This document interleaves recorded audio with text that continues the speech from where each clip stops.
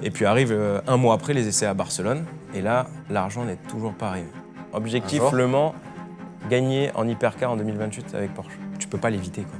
Genre, c'est une concours de circonstances. Il n'a pas fait d'erreur, il a pas Ça aurait pu fait être de moi, bêtises. ça aurait pu être n'importe qui. Oh. Je vais le dire là. Oh. Je vais le dire là, parce que bon, c'est l'occasion. D'où vient le j'ai pas compris Voilà. Alors, le j'ai pas compris.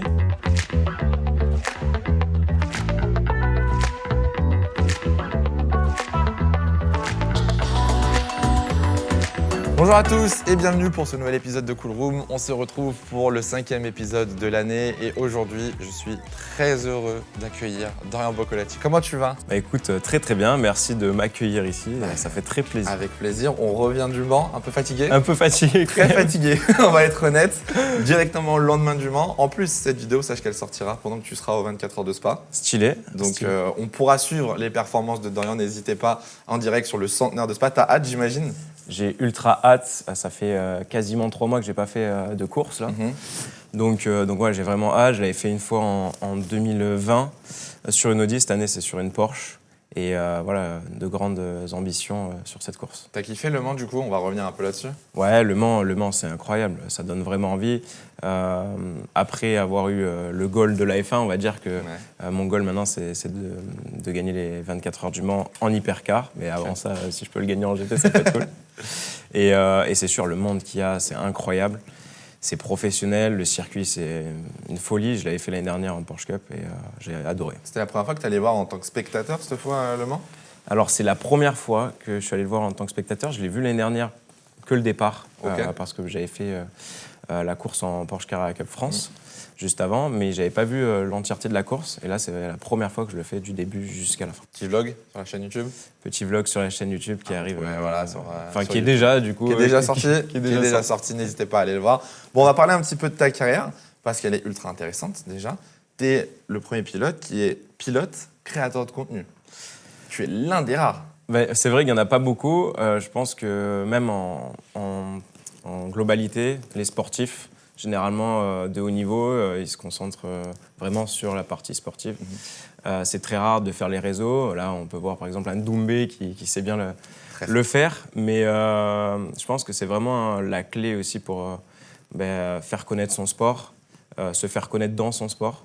Et du coup, à partir du moment où j'ai dérivé de la Formule 2 et qu'il n'y avait plus de possibilité d'accéder à la Formule 1, le Covid m'a un petit peu aidé aussi. Du coup, j'ai commencé à faire du contenu sur les réseaux et à me faire connaître comme ça. On est d'accord qu'aujourd'hui, tu te considères comme créateur de contenu?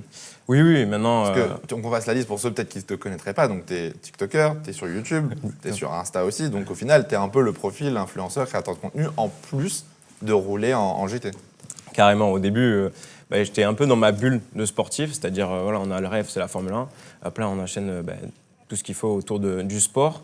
Les réseaux, c'est des réseaux qu'on utilise, mais sportivement, les résultats, comment ça s'est passé, comment on se sent, etc. Mais ça ne sort pas du cadre sportif. Et à partir de là, j'ai commencé avec des TikTok. Mais au début, je ne connaissais pas du tout la création de contenu, comment ça se passait. J'ai commencé ma chaîne YouTube. Franchement, je savais pas comment ça se passait. Alors, la caméra, comment on en Non, mais clairement, c'était ça. Je dis, bon, qu'est-ce qu'il faut faire là? J'ai regardé un peu des vidéos YouTube, parce qu'en plus, j'étais pas vraiment consommateur de vidéos YouTube. Je regardais de temps en temps, mais avec ma carrière sportive, j'étais vraiment omnibulé, on va dire, et dans ma bulle sur la partie sportive, et je m'ouvrais pas trop. Et c'est quoi qui t'a poussé du coup? Qu'est-ce qui t'a donné le déclic à te dire, bon, vas-y, je vais me lancer? Parce que c'est vrai que tu le dis, mais les athlètes ou les pilotes, au final, ce sont très rarement des créateurs de contenu. Qu'est-ce qui t'a donné envie? Tout simplement d'apporter en fait ma pierre à l'édifice dans mon sport, qui est le sport automobile. Je trouvais qu'il y avait beaucoup de personnes qui ne connaissaient pas forcément l'envers du décor, ce qui se passait réellement dans le sport automobile. Ils connaissaient un petit peu plus la Formule 1, mais pas du tout le GT, pas du tout la Porsche Cup. Et je me suis dit que si j'apportais quelque chose en plus aux gens de l'information, par exemple, quand on commence à connaître quelque chose, on commence aussi à l'apprécier. Parce que du coup, par exemple, tu regardes les 24 heures du Mans, si tu comprends pas comment ça se passe. Dur. Voilà. En mode, Ouais, exactement. Mais du coup, là, si tu commences à comprendre des choses, les stratégies, les trucs et tout, tu te dis, c'est intéressant, quoi. Tu apportes de la matière, on dirait, sur l'événement. Bon, on va parler un petit peu de ta carrière, du coup. C'est l'objectif. Donc, tu as été pilote, tu l'es toujours, mais tu as commencé donc en karting très très jeune. Tu as commencé à l'âge de 3 ans, si je dis pas de bêtises. C'est ça. Est-ce que tu te souviens de tes premiers tours de karting, tes premières sensations? Alors je me souviens que j'ai commencé dans le jardin, dans un champ à côté de chez mes parents. Un champ? Dans un champ. Pas sur une piste? Pas sur une piste, dans un champ. Oh, le rallye! Ah, le rallye. Mon père m'avait mis, alors j'étais vraiment tout petit, 3 ans et demi, j'ai le visu du champ qui est encore à côté de chez mes parents. Et après, bon, je me rappelle pas de tout, de tout bien, mais mon père m'avait mis, alors c'est pas un grand mécano, il m'avait mis une vis pour faire une butée sur l'accélérateur, pour pas que j'aille trop vite au début, pour commencer. Sauf que vu que c'est pas un mécanicien hors pair, la vis, avec les vibrations, ça commençait à se dévisser. Oh là là là là. Donc ça allait de plus en plus vite. Et sauf qu'au bout d'un moment, il y avait plus de vis, quoi. Donc j'allais à bloc, je tournais en rond, et au bout d'un moment, je me suis pris quand même le mur. Il y avait un mur au bout du champ, et je me suis pris le mur plein fouet direct. Ah, ça t'a pas calmé? Ça m'a pas calmé parce que je m'en souviens plus. Donc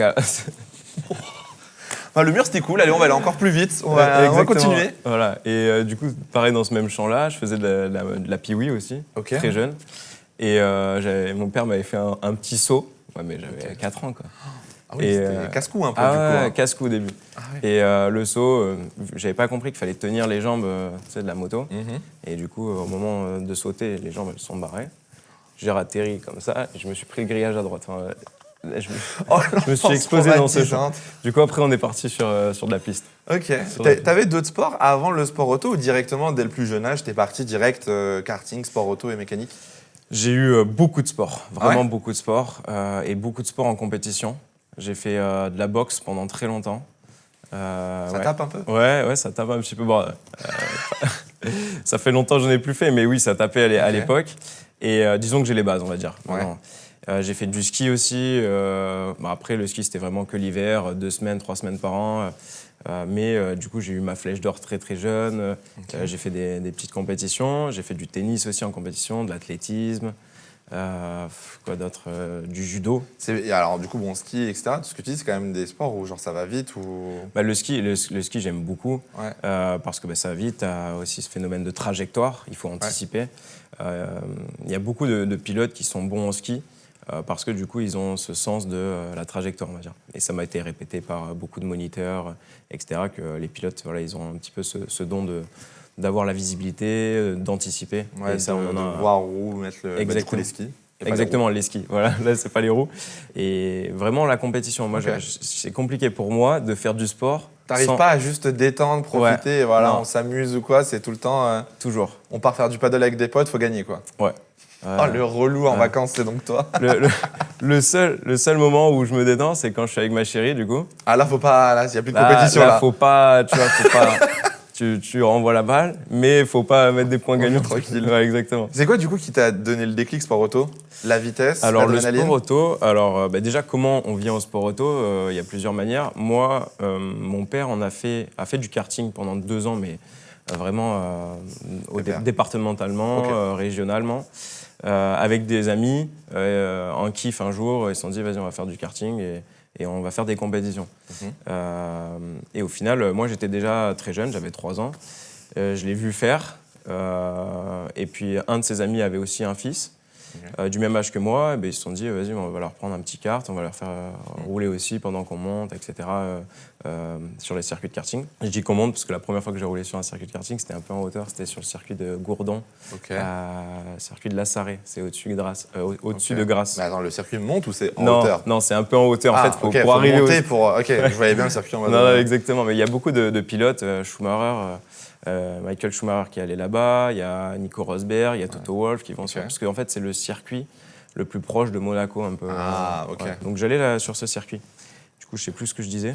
Tu parlais du karting et que ton père, c'est du kart en département. Voilà, exactement. Et puis après, on a commencé, ça m'a plu. Et puis après, on a commencé à faire les courses régionales. Mais plus tard, bien plus tard, c'était 3-4 ans plus tard. Et après, on avance un petit peu. 2010, premier titre. Cadet. Premier titre. Donc, déjà, petite anecdote quand même. Allez. Première fois que je vais sur le circuit de Brignoles. Ok. Circuit de Brignoles qui était détenu par le père de Jules Bianchi à l'époque, exactement, Philippe. Première fois que j'arrive, donc mon père, là, il va discuter avec des parents des pilotes. Et là, il y a 2 jeunes au bout. Du coup, avec les enfants, ouais, bonjour. C'était en 2005 à l'époque. Donc j'avais 7 ans, voilà, 7 ans. Et je devais commencer, j'avais l'âge de commencer le karting en compétition l'année d'après. Donc on a commencé à aller sur ce circuit-là. Et les 2 jeunes, il y avait un gars qui s'appelle Thomas Mingre, qui a fait du karting avec nous pendant longtemps au début de ma carrière, et Charles Leclerc, du coup. Un petit pilote. Un petit pilote qui roule plutôt bien. Et du coup, en fait, Charles, je le connais depuis vraiment la première fois que je suis allé sur le circuit où j'allais faire de la compétition, même 1 an avant mon début. Incroyable. Donc voilà. Et déjà à l'époque, c'était le bon jeune, tu vois. C'était lui un peu le futur superstar. Ouais, exactement. Il avait fait des bons résultats l'année d'avant. Et du coup, voilà, j'essaie de m'inspirer aussi un peu de ce qu'il faisait. 2010, du coup, champion cadet. 2 ans après, tu rejoins l'équipe FFSA. Exactement. FFSA, c'est important dans la carrière d'un pilote français. On en avait parlé avec Victor et Théo, déjà, qu'on avait fait une cool room. Ils étaient tous les 2 unanimes, comme quoi voilà, la FFSA, c'était vraiment primordial quand tu es jeune. Tu rejoins un petit peu la vie. Bien sûr. Bien sûr, on apprend beaucoup de choses autour de l'autre. Enfin, déjà sur la partie automobile, karting, etc., pilotage, mais aussi tout ce qui vient autour. Ils viennent vraiment bien t'encadrer. Et ça, c'est top d'avoir ça en France. Et je pense qu'il n'y a aucune équipe qui égale la France, peut-être l'Angleterre, mais qui pousse vraiment les pilotes comme ça. Mais en tout cas, voilà, il y a vraiment ce qu'il faut pour pousser les pilotes au haut niveau en France. Tu as fait l'école à part ou tu as fait l'école avec la FFSA? Alors, j'ai pas fait l'école avec la FFSA parce que c'était loin de chez moi. Parce que toi, tu es du Sud, donc du Sud. Je suis entre Cannes et Saint-Raphaël. Et du coup, ça faisait vraiment loin de chez moi. Donc, j'avais trouvé une alternative où, déjà, quand je passais au collège, j'avais une école qui faisait horaire aménagé. Donc, j'étais pas tout le temps, enfin, j'étais pas toute la journée à l'école. Donc, ça me permettait d'aller le matin à l'école, l'après-midi, travailler tout ce que je devais travailler, soit rattraper les devoirs, soit faire du roulage, soit du sport, etc. pour ma préparation, exactement. Et ils étaient beaucoup plus tolérants parce qu'il y avait beaucoup de sportifs. Donc, quand on loupait des journées, par exemple, moi en karting, en 2013, non, je sais plus exactement, c'était en 3e, j'ai loupé 66 jours d'école. Bah alors on n'est plus à l'école. Non, j'ai loupé beaucoup. Après, j'ai eu mon brevet, nickel et tout. C'est pas bien, ne faites pas ça. Il faut vraiment avoir une bonne raison pour le faire. Le karting, on accepte. Ouais, mais bien sûr. Non, mais là, c'était vraiment une carrière sportive à 100%. Du coup, le karting, en fait, c'est, disons, encore pire que le sport, enfin, l'automobile, la monoplace et le GT. En fait, tu commences à rouler dès le mardi tout le temps. Ouais, c'est ce que les pilotes disent tout le temps. En fait, tu es tout le temps en déplacement, même rouler, etc. Exactement. Ça prend du temps de fou. Tu peux rouler beaucoup plus. Ça coûte moins cher que la monoplace ou que le GT. Donc, du coup, tu peux rouler un peu plus quand même. Et tu n'as pas de limite. Les courses, dès que tu vas sur un week-end de course, ça commence à rouler le mercredi. Donc, il faut partir déjà le mardi.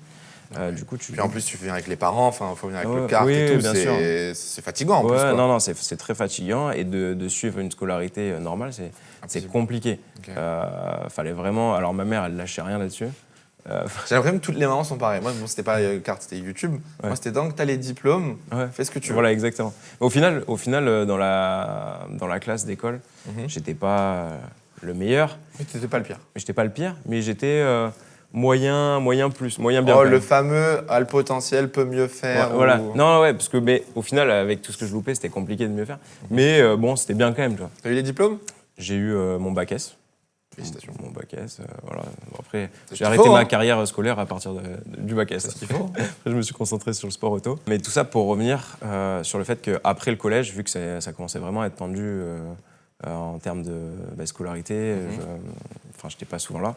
Du coup, j'ai fait une école qui reprenait un petit peu ce que faisait la FFSA avec le CNED, où en fait, ils emmenaient des professeurs extérieurs à un endroit et on faisait les cours, par exemple le matin, et l'après-midi on faisait le sport, et c'était fait plutôt pour les tennisman. Mais du coup j'avais rejoint ça et ça m'a plu, ça a très bien marché. Du coup j'ai eu le bac S et j'ai pu suivre ma scolarité. Trop bien. Et du coup, karting à côté, tu as fait des championnats, tu as été titré du coup en WSK Master, tu as roulé avec des pilotes, si on les cite les gens vont les reconnaître, mais tant que tu as roulé avec Charles, tu disais.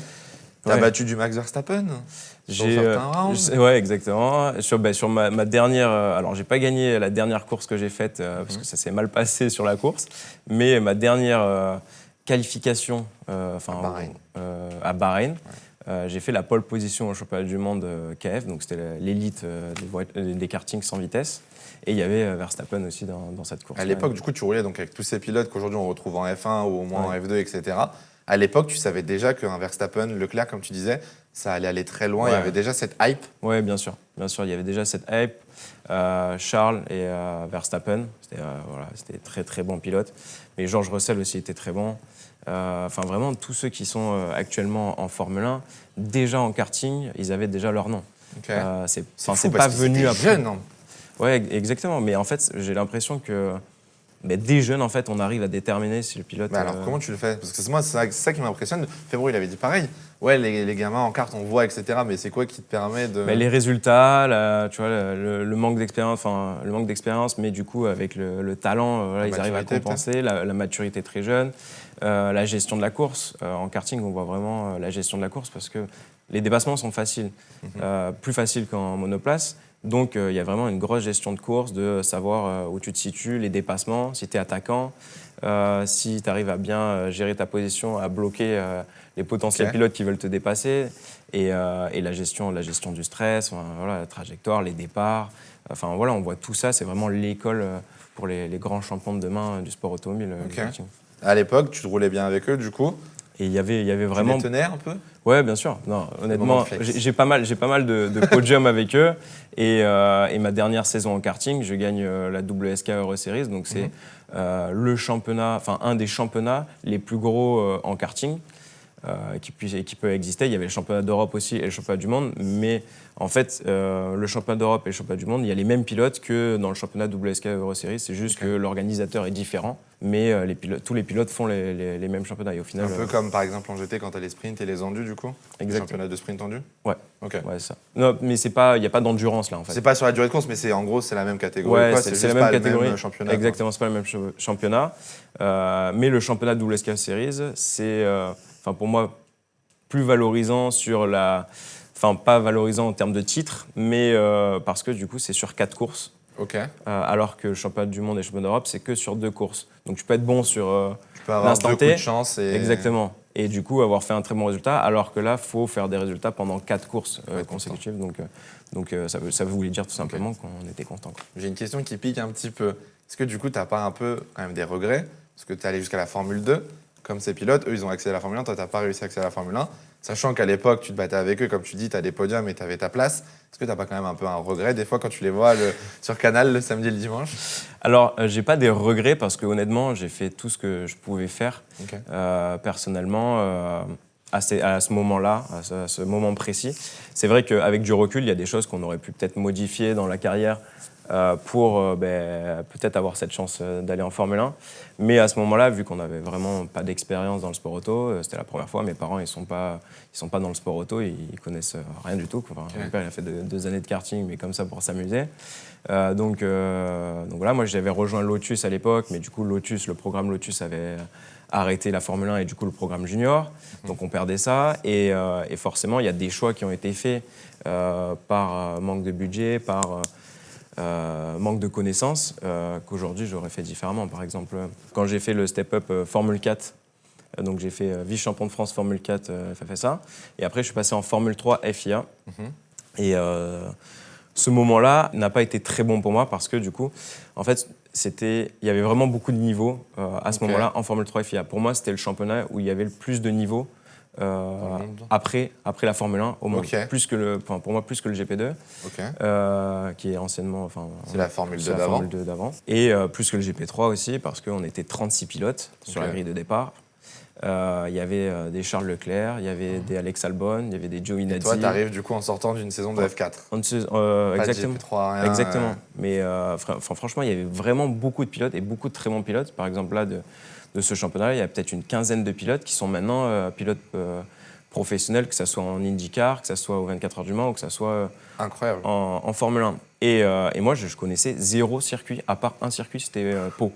Et sur les 11 circuits, je connaissais un circuit. Parce que c'était international, donc ça faisait le monde, c'est ça? Ça faisait l'Europe. Europe, ok. Exactement. Et donc, je suis arrivé d'une saison où, en karting, j'ai toujours performé, à faire la meilleure saison de ma carrière sur ma dernière année de karting. à me battre avec Charles Leclerc, avec George Russell, avec des gars comme ça. Passer la Formule 4, je fais vice-champion derrière un gars qui avait déjà de l'expérience en monoplace, donc c'était plutôt bien quand même. Et du coup, la continuité, ça aurait été la Formule Renault à l'époque. Formule Renault 2.0. Mais du coup c'est pas moi qui choisissais. Je suis allé un petit peu là où on m'a mis.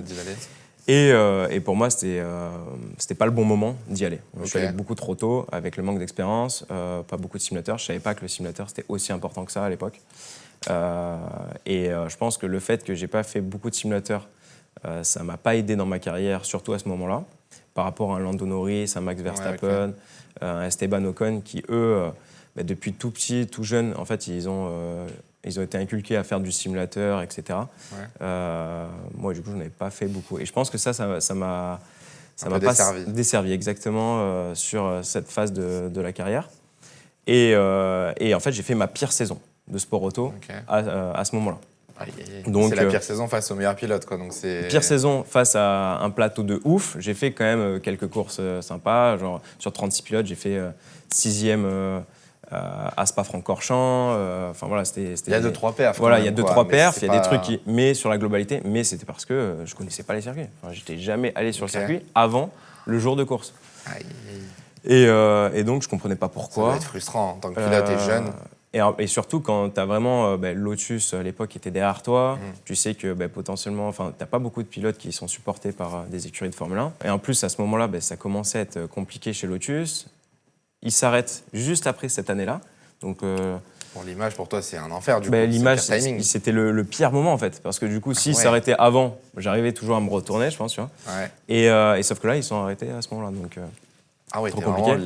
Je me rappelle des moments où je suis dans le camion en train de pleurer, parce que je vois en fait mon rêve, tu vois, s'envoler. Tu es jeune encore, quoi. Ouais, j'ai quel âge? T'as 17 ans, non? Même pas. 16 ans. Même pas, ouais. Non, même pas. Enfin, ouais, non, si, j'ai 16 ans. 2015, j'ai 16 ans. J'avais 16 ans l'année de mes 17 ans. Et du coup, très compliqué, année très dure. Et l'année d'après, du coup, Lotus arrête, donc pas repris dans le junior, personne n'a été repris dans le junior programme de Renault. Et donc j'arrive à trouver des partenaires pour pouvoir faire la Formule Renault. Donc du coup, la Formule Renault que je n'avais pas fait. Donc en fait, tu as fait F4, F3 et Formule Renault. Alors que la Formule Renault aurait dû être entre les deux pour avoir une année de transition. Exactement. La sortie d'une saison compliquée, j'arrive quand même à faire une quand même super saison parce que je fais vice-champion d'Europe en Formule Renault. Derrière un gars qui est bon aussi, Lando Norris. Un mec un peu connu, quoi, qui joue aux jeux vidéo, il fait exactement, il est solide. Mais du coup, voilà, il y a eu des bonnes batailles pendant toute la saison et tout, et ça m'a relancé quand même. Ça m'a relancé, j'ai repris confiance, et après, c'était compliqué parce qu'il fallait trouver les moyens pour pouvoir aller faire du GP3, donc compliqué jusqu'au dernier moment. Et puis, tu arrives à une période dans des catégories où, là, sans l'académie, c'est ultra dur. Il faut des budgets astronomiques. Ultra dur. Et même en termes de gestion, de management, etc., tout faire par soi-même, c'est quasi impossible. Non, franchement, c'était vraiment, vraiment dur. Du coup, on arrive quand même à trouver une équipe, mais au dernier moment. Donc maintenant, qui est plutôt bien, c'est Trident. Mais à l'époque, du coup, l'équipe qui était au-dessus du lot, c'était Art Grand Prix. Et vraiment, l'année où je l'ai faite, en fait, moi, je fais 6e du championnat. L'année où je le fais, les 4 premiers, c'était Art Grand Prix. Premier, deuxième, troisième, quatrième. Il y a 4 voitures. En catégorie junior, en F2 un peu moins cette année, mais Art, ça marche très très bien pour les juniors. Une fois, j'avais fait des tests en Formule 3.5 sur une monomarque. Enfin, tu vois, c'est monomarque, tout le monde a les mêmes voitures. Et en fait, c'est juste les réglages des équipes. Et je me suis rendu compte ce jour-là que en fait, l'équipe était ultra importante pour les pilotes, pour pouvoir montrer leur talent. Parce que pour une même voiture avec des réglages différents, je pensais qu'il n'y avait pas autant d'écart. Et un jour, j'avais peut-être 6 dixièmes d'écart. À ce point-là À ce point-là, d'un jour à l'autre. Il y a un virage, par exemple, à Barcelone, le virage, le T9, virage rapide. Le premier jour, je n'arrivais pas à le passer à fond, impossible. Et le jour d'après, la voiture beaucoup plus stable, je le passais à fond. Mais pourtant, c'est la même voiture, mais c'est juste les réglages. Là, c'est ultra intéressant ce que tu dis, parce qu'il y a plein de gens du coup, qui vont regarder cette vidéo, qui suivent la F2, F3, et qui ne comprennent pas. On prend Art, par exemple, cette année, qui est en difficulté. Bien sûr. Qui ne comprennent pas comment, en fait, un championnat avec une seule monoplace sans développement, on peut avoir autant de différences entre les équipes. Et du coup, ça se fait principalement sur les réglages. Ouais, bien sûr. Franchement, il y a beaucoup d'écarts. Et même en Porsche Cup, ce que j'ai fait récemment, j'ai pu tester différentes équipes. Et il y a des moments où je me creusais la tête, je dis c'est pas possible, je vais jamais trouver 6 dixièmes. Et là, on reprend les mêmes pilotes l'année d'après, mais on change les ingénieurs, on change la voiture, etc.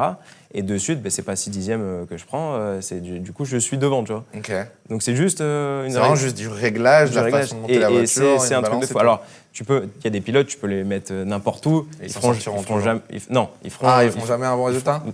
Pas jamais. Allez, vas-y, donne des noms, Dorian. Vas-y. Non, je donne pas de nom.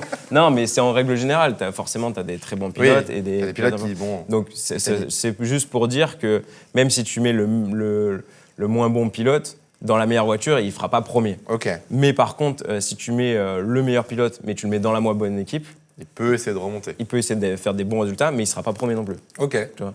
Donc c'est vraiment, et la Formule 1 c'est pareil. Tu vois, mais c'est cruel du coup parce que en fait votre carrière junior, vous êtes censé justement être sur des monoplaces équivalentes, enfin les mêmes monoplaces.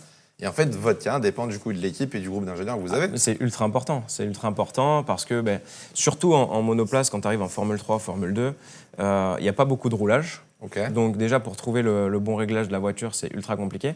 Si tu arrives à anticiper, parce que forcément, avec la chaleur, quand il fait chaud, quand il fait froid, ça varie. Et donc, si tu fais une séance d'essai quand il fait chaud, et que la deuxième séance d'essai ou la qualification, elle est le soir quand il fait froid, tu peux pas avoir le même réglage, c'est impossible parce que la voiture va réagir différemment. Donc en fait, si tu as une bonne balance de l'auto quand il fait chaud, il faut compenser justement les températures qui baissent et savoir quoi compenser pour retrouver cette balance de l'auto. Il faut l'anticiper. Ça, certains n'y arrivent pas. Et ça, du coup, c'est très compliqué, c'est très fin. Et les bonnes équipes vont arriver à le faire tout le temps, ou quasiment tout le temps, alors que les équipes un peu moins bien, ils vont avoir plus de mal. Et c'est là où on trouve beaucoup de différences. Et du coup, donc en Formule Renault, c'est là où tu t'es rendu compte que y ça avait faisait la diff. Exactement. Parce qu'avant ça, tu te dis, c'est la même voiture, mais au final, il y a vraiment une vraie différence. Et je trouve qu'on s'en rend pas compte. Mais c'est quelque chose que, après, pour les experts ou pour les pilotes comme toi, forcément, vous le savez. Mais pour les gens qui regardent, quand on explique un championnat F2, F3, ils ont tous la même voiture, ils ont tous le même réglage. Oui, bien sûr. Ce qui n'est pas le cas, du coup. Non, c'est pas le cas, c'est bien différent. Il y a beaucoup de pilotes qui sont passés par la Formule 2 ou le GP2 ou la Formule 3, qui sont passés par des très bonnes équipes, dont Prema, dont Hard Grand Prix, qui ont emmené beaucoup de pilotes au haut niveau, parce que tout simplement, c'était les meilleures équipes de Formule 2, Formule 3, que si tu mettais là-dedans un très bon pilote, tu sais qu'il allait exploser. Et donc, Charles Leclerc est passé par Prema, par Hard Grand Prix aussi, Esteban Ocon par Hard Grand Prix. Théo. Exactement. Champion. Théo, champion. Enfin, il y a vraiment beaucoup de pilotes. Lance Stroll aussi, qui avait gagné la Formule 3 avec. Bizarre dit comme ça, mais oui. Non, mais voilà. Stroll, il a eu une bonne carrière rookie. Oui, arrêtez de vous moquer. Il a eu une bonne carrière en tant que rookie. Non, honnêtement, il a eu une bonne carrière. Après, c'est vrai qu'il roulait énormément par rapport au reste du plateau. Enfin, après, c'est ce qui se dit. Moi, j'ai jamais vu rouler. J'étais pas là, tu vois. Mais c'est ce qui se dit. Et c'est vrai que forcément, vu que c'est un sport où on ne peut pas rouler autant qu'on veut comme un footballeur, un tennisman qui va faire 6 entraînements par semaine ou 8 ou 10, je ne sais pas. Nous, quand on roule tu vois, toutes les semaines, déjà on roule énormément, une fois toutes les semaines. Donc si on roule, normalement on roule toutes les 2 semaines pendant la saison et ça arrive qu'à la dernière course, entre la dernière course et la prochaine course, pendant 4 mois, il ne se passe rien, tu vois, 3 mois. Donc du coup, si tu arrives par des moyens à pouvoir t'entraîner toute l'année... Garder le rythme. Et garder le rythme, forcément, si tu me dis un footeux ou un tennisman de t'entraîner 2 fois et l'autre il s'entraîne 6 fois par semaine, même si le mec il est un peu mieux au début, forcément les courbes elles vont se croiser, je trouve. Donc c'est là la complexité du sport auto et c'est là où rentre en jeu en fait le simulateur qui te permet en fait de garder. Tu disais que du coup tu n'as jamais été biberonné au simulateur. Exactement. Ouais, exactement. En fait moi j'avais pas cette notion de c'était ultra important. Pour moi le simulateur c'était un jeu et c'est Gran Turismo. Non, mais en plus, en habitant dans le sud de la France, il faisait beau, 30 degrés dehors. Oh putain, on va pas aller se mettre dans le noir dans un sim. On va aller faire un peu de tennis. Non, mais tu vois. Et je me suis dit, non, là, ce qui compte, c'est quand tu vas sur le circuit, t'entraîner. Et au final, non, en fait, c'est ultra important. C'est ultra important et je me rends compte réellement maintenant. T'en fais maintenant beaucoup du sim? Ouais, maintenant j'en fais. Dès que je peux en faire, même si c'est pas énormément dans la journée, mais si c'est 1 heure de temps en temps tu vois, dès que j'ai une course qui va arriver, j'essaie d'en faire 1 heure chaque jour pour m'entraîner, pour garder le rythme, pour avoir cette sensation, tu es sur un bon tour, il faut finir le tour, tu vois, sans faire d'erreur, concentré. Enfin, c'est un mécanisme qui se met en route. En fait, c'est juste, on est très loin du sport auto réel, oui. mais tu retrouves des lignes et des aspects que tu vas avoir besoin dans une course. Carrément, par exemple, tu sais, quand en plus c'est en ligne, donc tu vois les mecs ce qu'ils font, etc. Tu te dis, bon là, il manque quelques dixièmes, bon allez, il faut aller les chercher. Donc, on se motive, on essaie de voir, donc déjà c'est un mécanisme que tu retrouves sur la piste.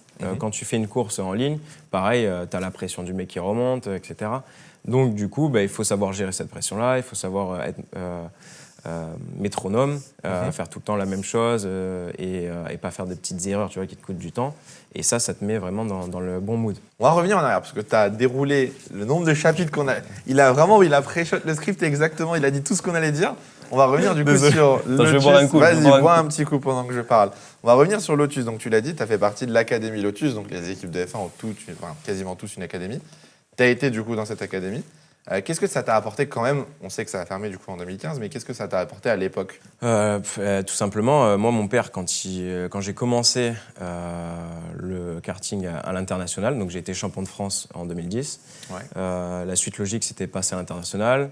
Forcément, quand on est du milieu, on voit les Charles Leclerc, Esteban Ocon, qu'on connaît déjà des championnats minimes cadets en France, passer à l'international, tu dis c'est la suite logique. Donc mon père, en gros, il m'a dit, t'as 2 ans, on met à bloc. Ça passe tout.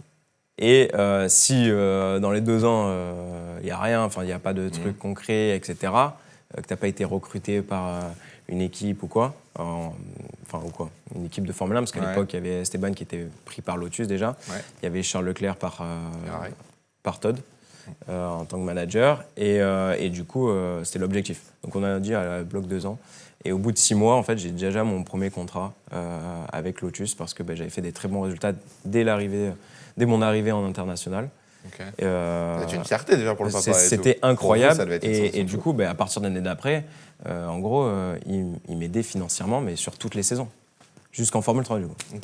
Et du coup, ça a été plus une question. Voilà, du coup, ça te permet de dérouler et de pouvoir essayer de te concentrer que sur le sportif. Après, exactement. Et donc forcément, ça t'a aidé là-dessus. Enfin, ça m'a aidé là-dessus. On allait à Henston, du coup, directement à l'usine. On faisait des tests physiques. Après, moi, j'étais encore jeune, j'étais encore en karting. Là où c'est encore plus intéressant, c'est quand tu commences à être en monoplace et que là, tu commences à potentiellement faire le simulateur F1 là-bas, voir les équipes et préparer tu vois, des potentiels tests en F1 ou quoi. Mais je ne suis pas arrivé à ce stade-là. Ça a été coupé. C'est un mauvais timing au final avec cette académie. Parce que tu es arrivé peut-être à la fin du coup de l'Académie Lotus. Exactement. Elle t'a envoyé au pire moment, entre guillemets, en F3, il faut le dire. Bien sûr, mais sans ça, clairement, je ne serais jamais allé potentiellement en monoplace de ma vie. Je ne serais pas allé en Formule 3. Et ça m'a emmené qu'on est arrivé à trouver des partenaires. J'ai quand même fait un nom dans le sport automobile pour pouvoir aller chercher des partenaires et pouvoir faire, même si je n'ai pas fait beaucoup de Formule 2, mais j'ai fait quand même de la Formule 2 quelques courses. Donc voilà, après, ça a toujours été un truc que je voulais faire. Je regardais la Formule 2, le GP2 à l'époque chez moi à la télé. Je me suis dit, attends, je vais passer à la télé, faire des... I will be there. Exactement. Donc, et même, j'ai une anecdote que je viens de penser, parce que quand je regardais la télé, il y avait Grosjean qui était en GP2 à l'époque. Ouais, ok, on est en 2012. Très longtemps, même avant. Ah bon? Ouais. Oui, 2012, qu'est-ce que je dis? En 2012, pardon. Ouais, bien sûr. Et en fait, je regardais aussi le tennis, parce que j'aime bien le tennis. Il y avait un gars, il s'appelait Grosjean aussi. Oh papa, il y a le même mec qui fait les deux. Je te jure que c'est vrai. Je te jure, j'étais comme ça, j'ai dit, le mec, il est bon dans tout. C'est pas possible. Moi, je savais pas, tu sais. Il avait le casque. En soi, Grosjean, tu vois pas sa tête quand tu il pilote. Bon, je dis voilà. Exactement. 2-3 sets après la... des trucs de fou comme ça. Je dis, mais c'est pas... Et après, quand j'ai commencé à comprendre, j'ai... J'ai vu Romain un jour, je dis, t'es bon au tennis? Non. Il me dit non. Non, je rigole, c'est pas ça. Le malaise. Je rigole, c'est pas vrai. Tu parlais d'Esteban Oxy, qui est un très bon ami à toi, du coup, que tu as rencontré. Très bon ami, exactement. Que j'ai rencontré déjà minime cadet, mais là, on s'est vraiment rapprochés. C'est surtout quand on était les 2 seuls Français dans la Lotus Academy. Et donc, on faisait les stages à Henston ensemble. On avait, la première fois qu'on est parti aussi en stage, on était allé à Hossegor Du coup, on était là-bas, on faisait du surf et tout. C'était incroyable. On se voyait aussi en équipe de France. C'était un peu esti-besti, quoi. Ouais, vous étiez tout le temps ensemble. Plus après encore, je trouve. Ah ouais? Ouais, plus après. Au début, on commençait vraiment à se connaître. Et après, on a vraiment sympathisé. On est allé en vacances maintes et maintes fois. Et donc voilà, c'est quelqu'un que j'apprécie énormément. Tu arrives à garder ces relations justement avec des pilotes ou même d'autres pilotes de sport auto Pas autant qu'Esteban. Pas autant qu'Esteban en vrai. Alors oui, il y a d'autres pilotes forcément de la Porsche, etc. Mais du coup, des gars qui sont en F1 et avec qui on a progressé depuis le karting, le plus jeune âge à maintenant, le plus c'est Esteban. L'académie Lotus se termine donc en 2015, pardon. Ça doit être un gros coup dur parce que donc du coup, tu es heureux, ça se passe bien, premier contrat, partenaire, et là, coup dur, fin de l'académie. Tu l'as dit, c'était ta pire saison. Ouais. Est-ce que tu n'as pas à un moment quand même douté en te disant, bon, bah là, c'est fini, je vais plus jamais y arriver, quoi, fin de carrière? Ah ben carrément. Pour retrouver des partenaires, c'est vraiment des courses qui coûtent ultra cher. Enfin, le sport auto, c'est ultra cher. Et du coup, pour me retourner, c'était trop compliqué. J'ai réussi quand même à me retourner, à faire une carrière sportive. Et je suis quand même allé jusqu'en Formule 2, mais dans des conditions compliquées. Faut voir, c'était pas facile. Exactement. Et au final, sur ma deuxième année de GP3, je trouve un partenaire du coup, qui me finance toute l'année. On est à l'époque avec MP Motorsport du coup, qui récupère Dams. Exactement. Donc c'est leur première année en GP3. Dès la deuxième course, c'était le retour du Grand Prix de France. Ouais. Et là, je fais pole position et je gagne la course. Sauf que, petit bémol, c'est qu'il me manquait, je crois, 200 grammes d'essence à la fin de la course. Le sport auto. Ouais. Du coup, il m'annule ma première position et me met dernier. Ouais. Donc, du coup, le lendemain, je repars dernier. Donc, au final, le championnat, il n'y avait que 8 courses à l'époque. C'était déjà d'entrée de jeu, on perdait beaucoup trop de points.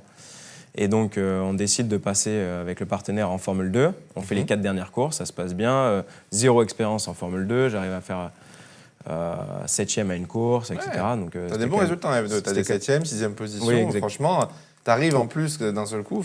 Ouais, sans avoir fait d'essai avant. C'est très très bon. Hein. Et pas dans les, on va dire, top team. Pas dans les top teams du tout. Là. Exactement.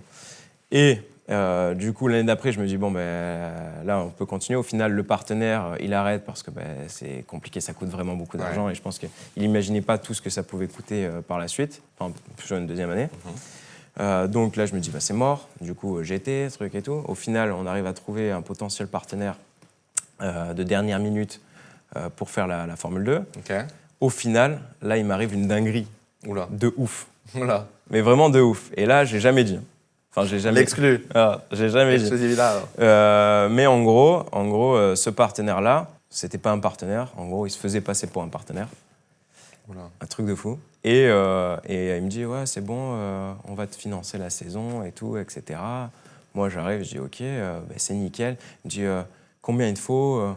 Je dis, écoute, moi, je dis là, vraiment pour être bien, je dis, il faut qu'on fasse du simulateur à bloc, des essais avant le début du championnat. Truc et tout, je dis voilà, il faut une pocket de temps, truc et tout. Et là, mais une pocket à plusieurs millions. Ouais, oui. Pour vraiment préparer. Ceux qui sont choqués, c'est pas du tout choquant. C'est vraiment une vraie prépa, histoire de faire une grosse saison. Quoi. Là, les saisons en Formule 2. On est sur des millions d'euros. Hein, ouais, exactement. Donc là, je dis là, il faut ça, mais il me dit ok, c'est bon et tout. Je dis attends, c'est un truc de délire. Donc là, je dis voilà, je peux bloquer les meilleures équipes. Je peux faire les entraînements, je peux faire tout ce qu'il faut, la préparation et tout. J'ai juste à me concentrer à piloter et un truc. Donc nickel. Donc là, je dis bon, cette année, vu qu'on s'y prend un peu tard, toutes les top teams, Préma, Art et tout, c'était pris. Je dis bon, on va aller dans un team de seconde zone, on se fait la main. Hop là, on essaie de faire des bons résultats. Et l'année d'après, bam, on va dans une bonne équipe, on gagne le championnat, on va F1. Souris, je pense que tu vas sourire longtemps. Ouais, c'est ça. Je me suis dit, ouais, notre truc. Et en plus, quand tu travailles toute une carrière, toute une vie sur un. Tu vois l'opportunité, tu te dis, ok, c'est le truc là. Bien sûr, puisque moi, depuis que j'ai commencé le karting, mon rêve, c'est de faire la Formule 1. Donc, quand je faisais du sport, je courais le dernier kilomètre à bloc, parce que je me suis dit, par rapport au mec qui va pas aller en F1, c'est ce qui va faire la différence, que tout ce que je faisais, c'était. La compète. Et là, je me dis, ouais, c'est le timing, genre, il y a quelqu'un, il m'a vu, ça y est. Pas sûr. Et au final, laisse tomber. Je suis arrivé, du coup, j'appelle Campos. Ouais. Je dis, ouais, c'est bon, budget, truc et tout, vous avez une place, ouais, c'est bon et tout. Du coup, préparez-moi le contrat, bam, bam, bam. Signe. Je signe. Là, ils mettent, je fais signer du coup le partenaire là, et ils me mettent en caution mon père. Je dis non, mais pas en caution mon père. Je dis mais pourquoi? Je dis parce que le partenaire, je viens de le connaître, je sais pas, tu vois. Mais je l'avais, je sais pas. Bizarre. Mais, ouais, bizarre. Mais du coup, ils mettent, du coup, je leur fais enlever le contrat caution mon père et tout. Ouais. Du coup, ils mettent pas mon père, donc là nickel. Moi, j'étais pilote et après il y avait le partenaire qui doit payer. Ok. Et là, du coup, ils disent bon, du coup, on récupère les sous, je sais pas où, etc. Un truc un peu flou. Moi, je me suis dit bon, de toute façon, c'est notre seule opportunité. Oui, de toute façon, en soi, si t'as pas ça, tu roules pas. Donc je dis go, on y va. Donc là arrivent les premiers essais et normalement, ils auraient dû payer un peu avant, mais ils ont pas payé. Donc bon. Paiement de retard, bon, paiement de retard, mais c'est les premiers essais, ils ont signé, etc. Du coup, les essais, c'était à Gérèse. Donc là, on fait bien, tu vois, je crois, on fait 5e ou 6e temps des essais collectifs général. Donc c'était correct.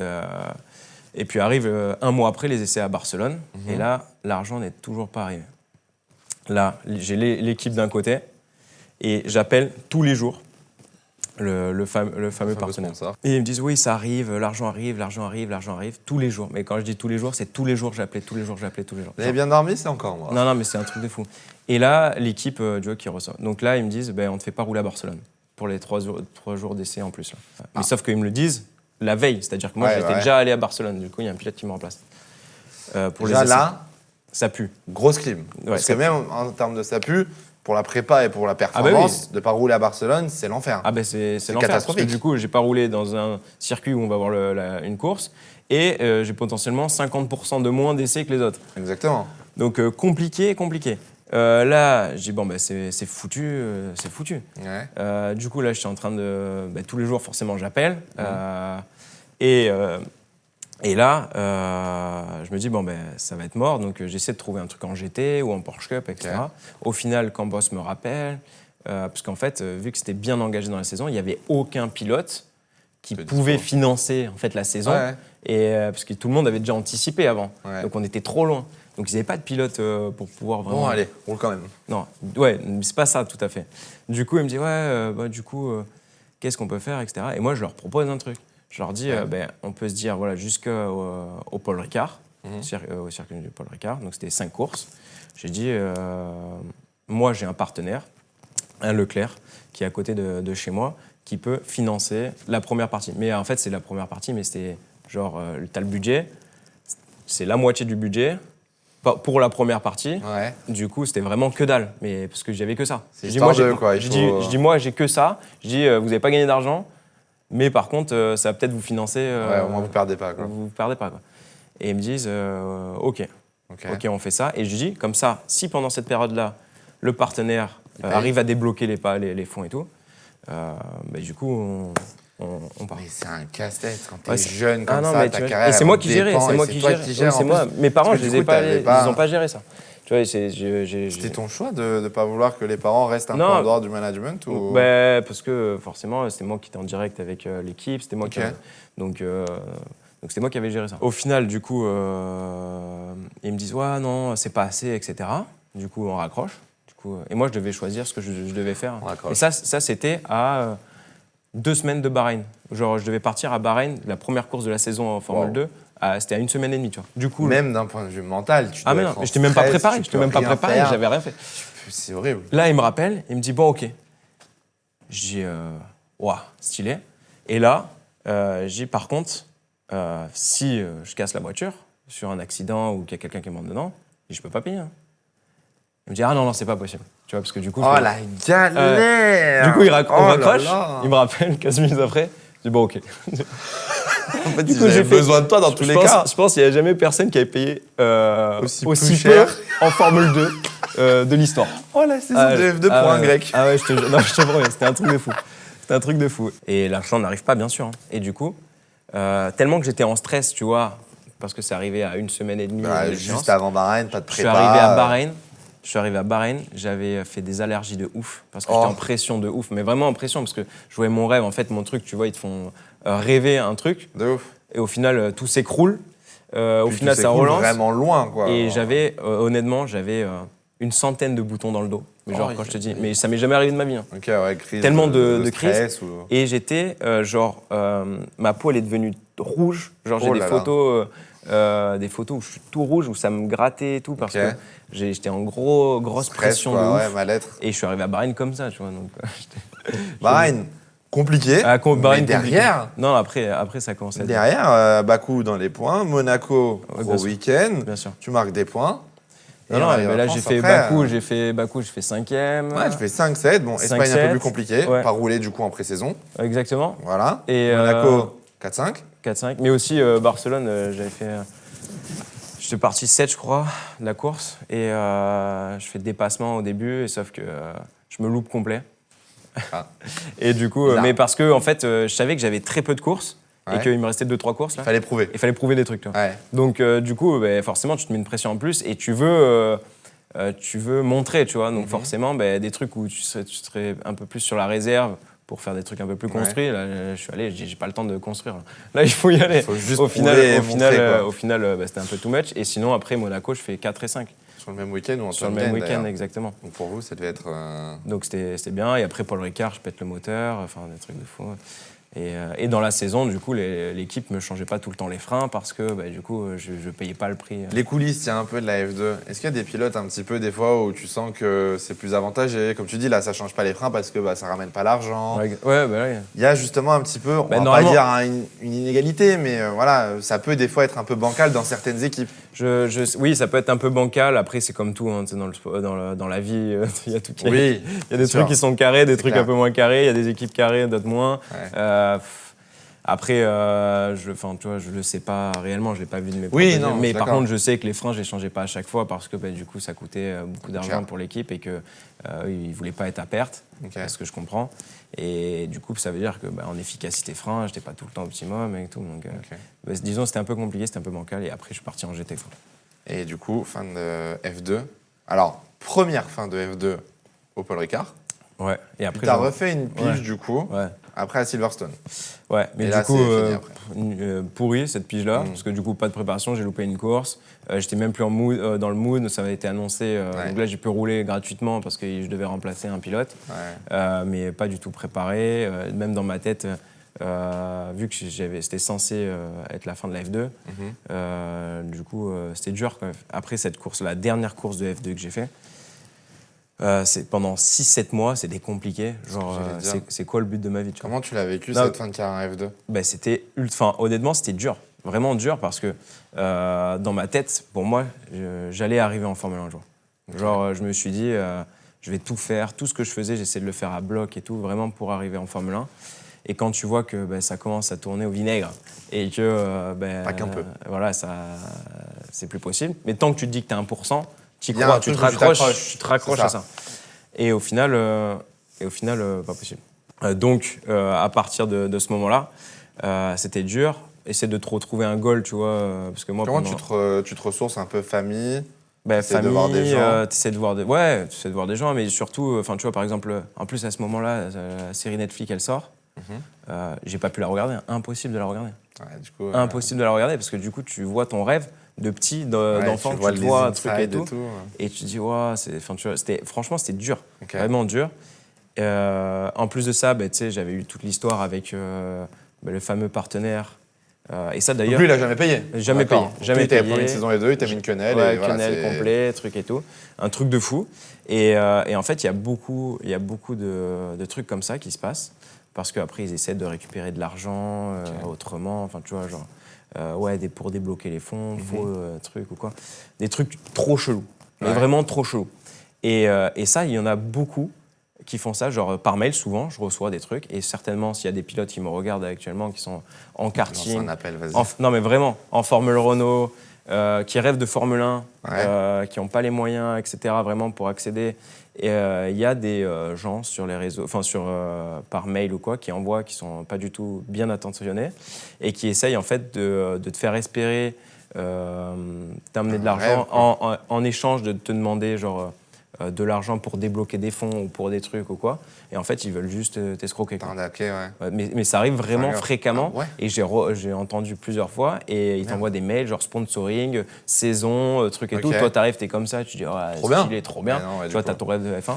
Et au final, il faut faire ultra gaffe.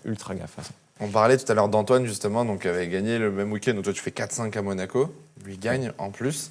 Tu connaissais très bien Antoine? Ouais, oui, parce qu'on se connaît avec Esteban. Ton ami? Esteban, depuis tout petit, en fait, du minime, cadet, Charles Leclerc et tout, on a évolué ensemble. Alors, je l'ai retrouvé seulement en Formule 3, on n'avait jamais roulé avant ensemble. Ouais. Mais du coup, on s'est toujours suivis, quoi. J'imagine que cette année, du coup, ça tombe en plus ou moins à la fin de ta saison de F2. Son accident à Spa. Moi, j'avais arrêté une course avant, je crois. Ouais. Donc, j'étais pas sur la course. J'étais une course GT. Et ouais, l'accident à Spa, c'était un truc de fou. Et surtout, franchement, c'était un truc de fou. C'est genre, tu connais quelqu'un depuis tout le temps. Du jour au lendemain, le matin même, il m'envoie un message en plus. Le matin même, je reçois un message parce que j'étais avec une équipe française, avec Saint-Éloque quand j'étais sur une course. Là, je fais une story et là, je parle en anglais. Et puis là, il me dit, t'as une équipe française, maintenant tu peux faire les stories en français et tout, c'est cool. Ouais. Enfin, du coup. Et on parle comme ça, tu vois, et je réponds. Et au final, tu vois le crash. Enfin, c'est un truc de fou. C'est un truc de fou. Et franchement, ça m'a vraiment choqué. Parce que on était proches, parce qu'on faisait la Formule 2 en même temps. Parce que le crash, c'est un crash que tu peux pas l'éviter, quoi. Genre, c'est une concours de circonstances. C'est pas genre, il a été fou. C'est ça. C'est genre... il n'a pas fait d'erreur, il a pas ça aurait pu être moi, ça aurait pu être n'importe qui. La personne qui aurait été là aurait exactement. été là, quoi. Et ça, c'est dur aussi. Et ça m'a fait beaucoup changer la façon de voir les choses. Et ça m'a beaucoup aidé aussi sur mon après, tu vois, quand j'étais déçu de ne plus faire de la Formule 2, tu vois. Ça m'a beaucoup aidé. Tu relativises beaucoup et tu te rends compte des choses importantes de la vie. Et après, voilà, ça reste un sport que j'aime énormément, le sport automobile. Mais c'est vrai que ça te fait changer la façon de voir les choses. Antoine, en termes de talent, parce qu'on parle beaucoup de lui, à l'époque, il était dans l'académie Renault, du coup, et il avait quand même un bel avenir. En termes de pilotage, il était si bon que ça, Antoine? Il était très bon, il était champion en Formule 3. Ce qu'il faisait avec cette équipe-là, cette année, c'était incroyable, vraiment, parce que c'était pas une équipe qui était vue comme un top team. Et voilà, tu le mettais dans un top team, je pense qu'il pouvait clairement gagner le championnat. Après, on sait comment c'est dur d'accéder en Formule 1, il faut les places, etc. Même quand on voit Théo qui gagne le championnat, il n'est pas en Formule 1. Ouais. Pour moi, c'est pas logique déjà. Il faudrait avoir un truc... Je pense. Alors, ce qui est compliqué, c'est que du coup, tu peux pas faire comme du foot, par exemple, où tu es en Ligue 1 les 3 derniers. Parce que du coup, les équipes, elles sont pas équitables.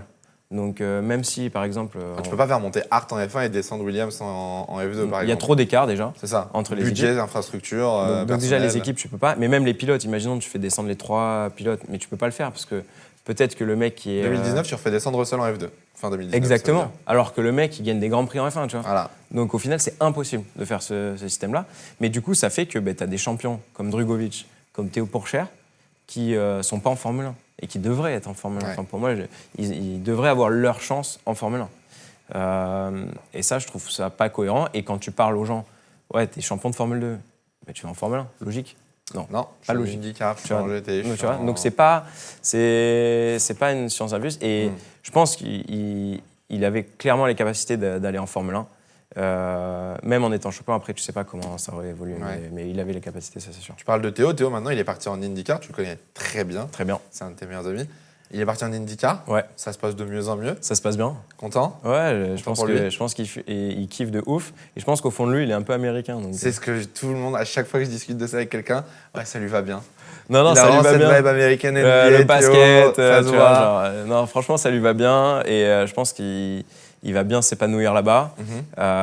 J'espère qu'il a une opportunité en F1, clairement. Mais bon, on sait comment c'est la F1. Si tu loupes une année, ça peut rentrer l'année d'après. Si tu loupes 2 années, c'est quasiment mort. C'est difficile. Et ouais, c'est trop compliqué parce que forcément, tu as des nouveaux champions. Bah, ça tourne toujours. Ça arrive, ça tourne toujours. Tu as les jeunes qui arrivent, les trucs et tout. Puis il est loin, quoi. Maintenant, il est même plus présent dans le paddock. Oui, bien sûr. Donc c'est compliqué pour lui. Tu serais tenté, toi, par les États-Unis? IndyCar, par exemple? En vrai, de ouf. Ouais, de ouf. Parce que on va en parler après, hein, mais t'en as fait des catégories et des voitures.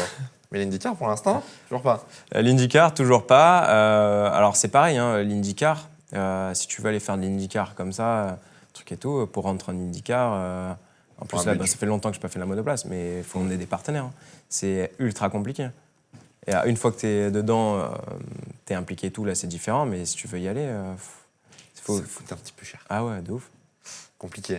Ouais. Là, pour l'instant, du coup, GT. GT, exactement. On va en parler justement du coup du GT. Donc, en 2019, tu fais le Blancpain, à l'époque, donc avant le GT World. Tu te découvres une passion pour le GT. D'où ça t'est venu? Comment tu t'es dit, OK, bon, je vais tenter le GT. Comment est arrivée l'opportunité? Clairement, fallait que je trouve une possibilité pour devenir pilote professionnel. Et la meilleure façon pour moi de devenir pilote professionnel, et là où tu as le plus de chance, c'était en GT à l'époque. Parce que c'est là où il y a un maximum de constructeurs impliqués en GT.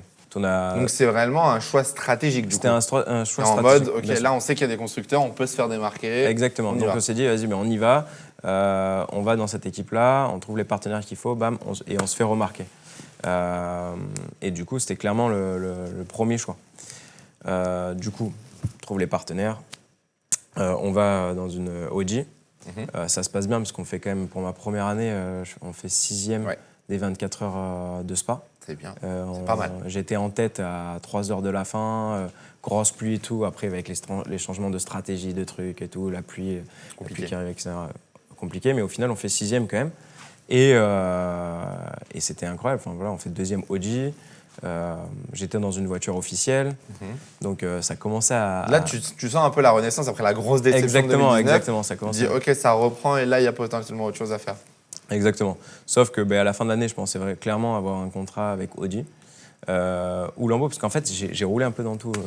Toi, tu manges... Parce que derrière, on a le Super Trofeo avec Lamborghini, on a le GT World avec Saint-Eloque, on a la DAC avec Zack Speed. Ouais. Toi, tu as fait tout ce qui pousse, coulait, quoi. Là, je t'es dit, allez, let's go. Let's go. Let's go. Du coup, j'ai fait Lamborghini Super Trofeo. On se battait pour le championnat, clairement. Mais j'ai dû skipper une course, enlever une course, parce que du coup, c'était en même temps que les 24 heures de Spa. Du coup, mais bon, on a eu pas mal de victoires et tout là-dedans, des podiums. La même année, du coup, j'ai fait Zack Speed. J'ai ma première victoire en GT Master. Du coup, avec Zack Speed, c'était en Allemagne sur le circuit de Lausitzring. Et aussi, on se bat aux avant-postes. Tu vois, donc je me suis dit, je fais une saison quand même, ma première année de GT. J'arrive à gagner en Super Trofeo, à me battre pour le titre. J'arrive à gagner aussi avec Zack Speed, alors que ça faisait des années qu'ils n'avaient pas gagné avec Zack Speed, avec la Mercedes, une course devant tous les pilotes professionnels du moment. Et on se bat aux avant-postes pour les 24 heures de Spa et tout, dans l'Audi. Donc je me suis dit, je pense qu'il y a moins de... T'as prouvé, t'as fait ce qu'il fallait au moins. Franchement, oui. Et au final, c'est pas passé loin, mais c'est pas passé dès la première année. Il fallait refaire une saison, un truc et tout. Et là, je me suis dit, laisse tomber. Je me suis dit, on va en Porsche. Et là, on fait le choix d'aller en Porsche et de miser sur un constructeur. Directement. Tu vas pas faire 3 trucs différents. Pas essayer de faire multi-programme, vraiment se focus sur un championnat. Sur un championnat. Le championnat Porsche Cup, c'est le plus réputé des coupes qu'on peut voir entre Lamborghini, entre... Moi, j'ai une question sur la Porsche Cup. Est-ce que tu peux m'expliquer la différence entre la Carrera Cup et la Super Cup. Alors là, parce que tu as fait les 2 championnats pendant 3 ans en parallèle. Exactement. Donc la Carrera Cup, c'est le championnat national. Donc tu as Carrera Cup France, Italie, Allemagne, États-Unis, Australie, etc. Dans le monde entier. Et ensuite, tu as le championnat Super Cup, qui est le championnat international et qui se déroule en même temps que la Formule 1, sur le même week-end. Donc on fait, quand ils vont à Barcelone, on va à Barcelone, quand ils vont à Imola, on va à Imola, etc. Et donc là, tu as beaucoup plus de visibilité. Et surtout, normalement, tu as les meilleurs d'Italie, tu as les meilleurs d'Allemagne, les meilleurs de... On prend un peu les meilleurs de chaque nationalité. Exactement. Et donc là, tu fais ce championnat-là. Et par contre, la voiture telle qu'elle, c'est la même. Il y a juste l'échappement, qui est un échappement libre en Super Cup, et où là, tu as un semi-silencieux. Tu gardes le même team, du coup, ou pas? La même équipe. Même équipe d'ingénieurs, même équipe tout court. Tout pareil. Bon, du coup, tu fais 2e pendant 2 ans en Carrera Cup. Tu la gagnes en 2023, champion. Exactement. En Super Cup, tu fais 6e, 7e, 5e. Donc toujours dans le top 5, toujours performant. Le contrat Porsche.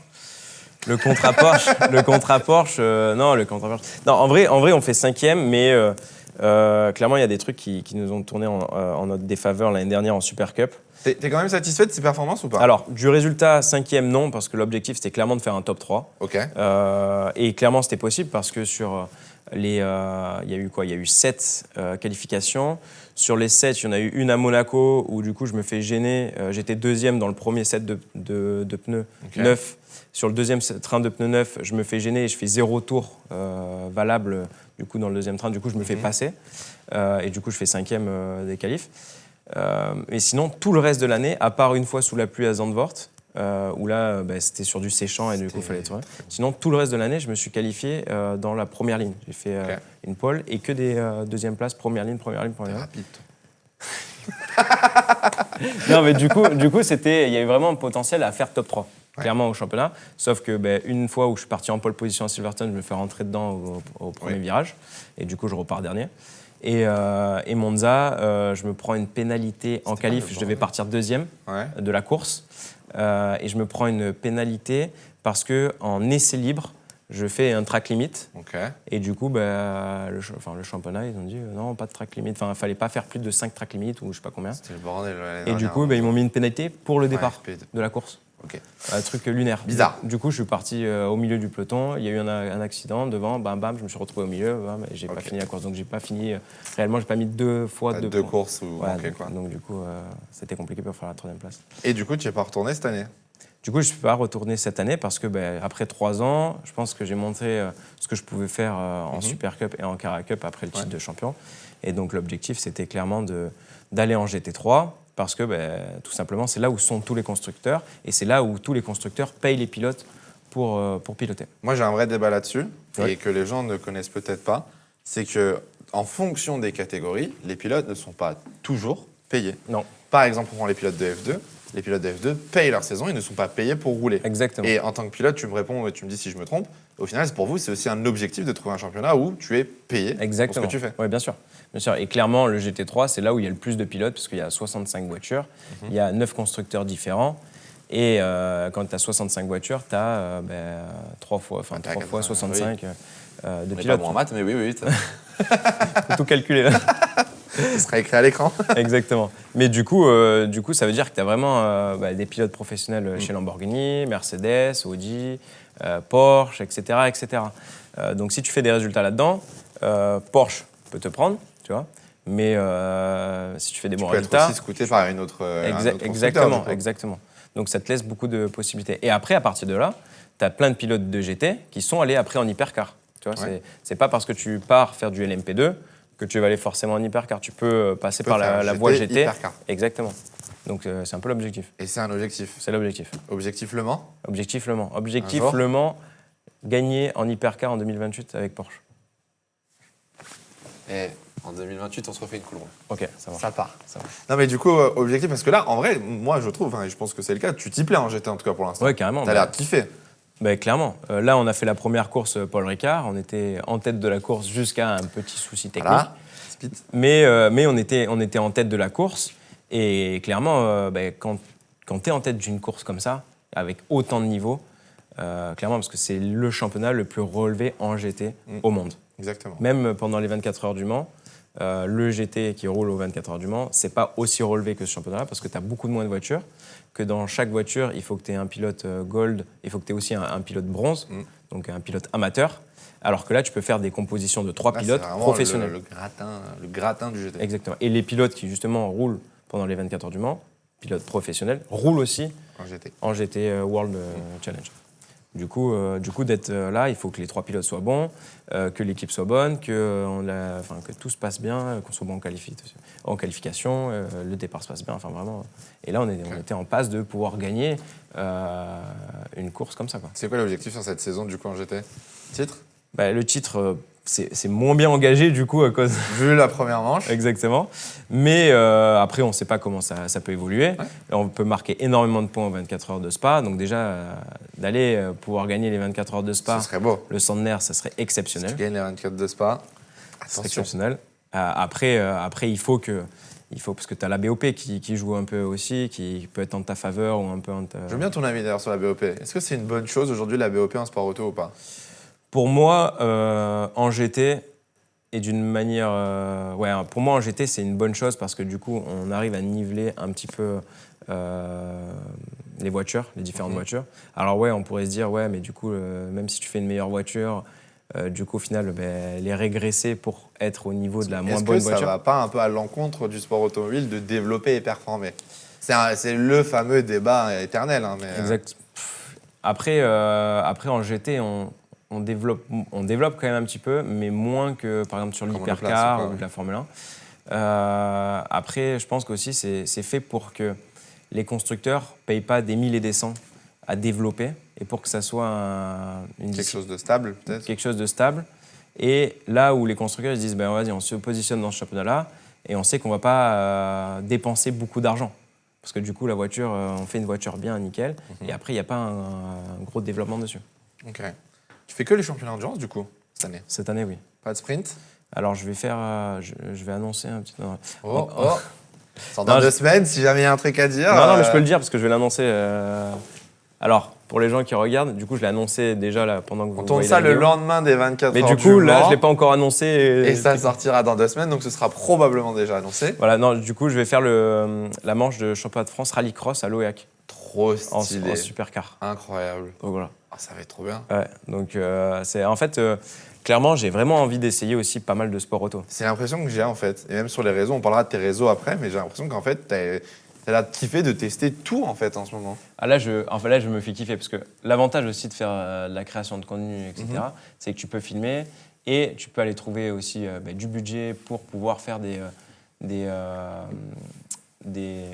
expériences comme ça, du budget, mais aussi de la visibilité. Tu peux apporter de la visibilité.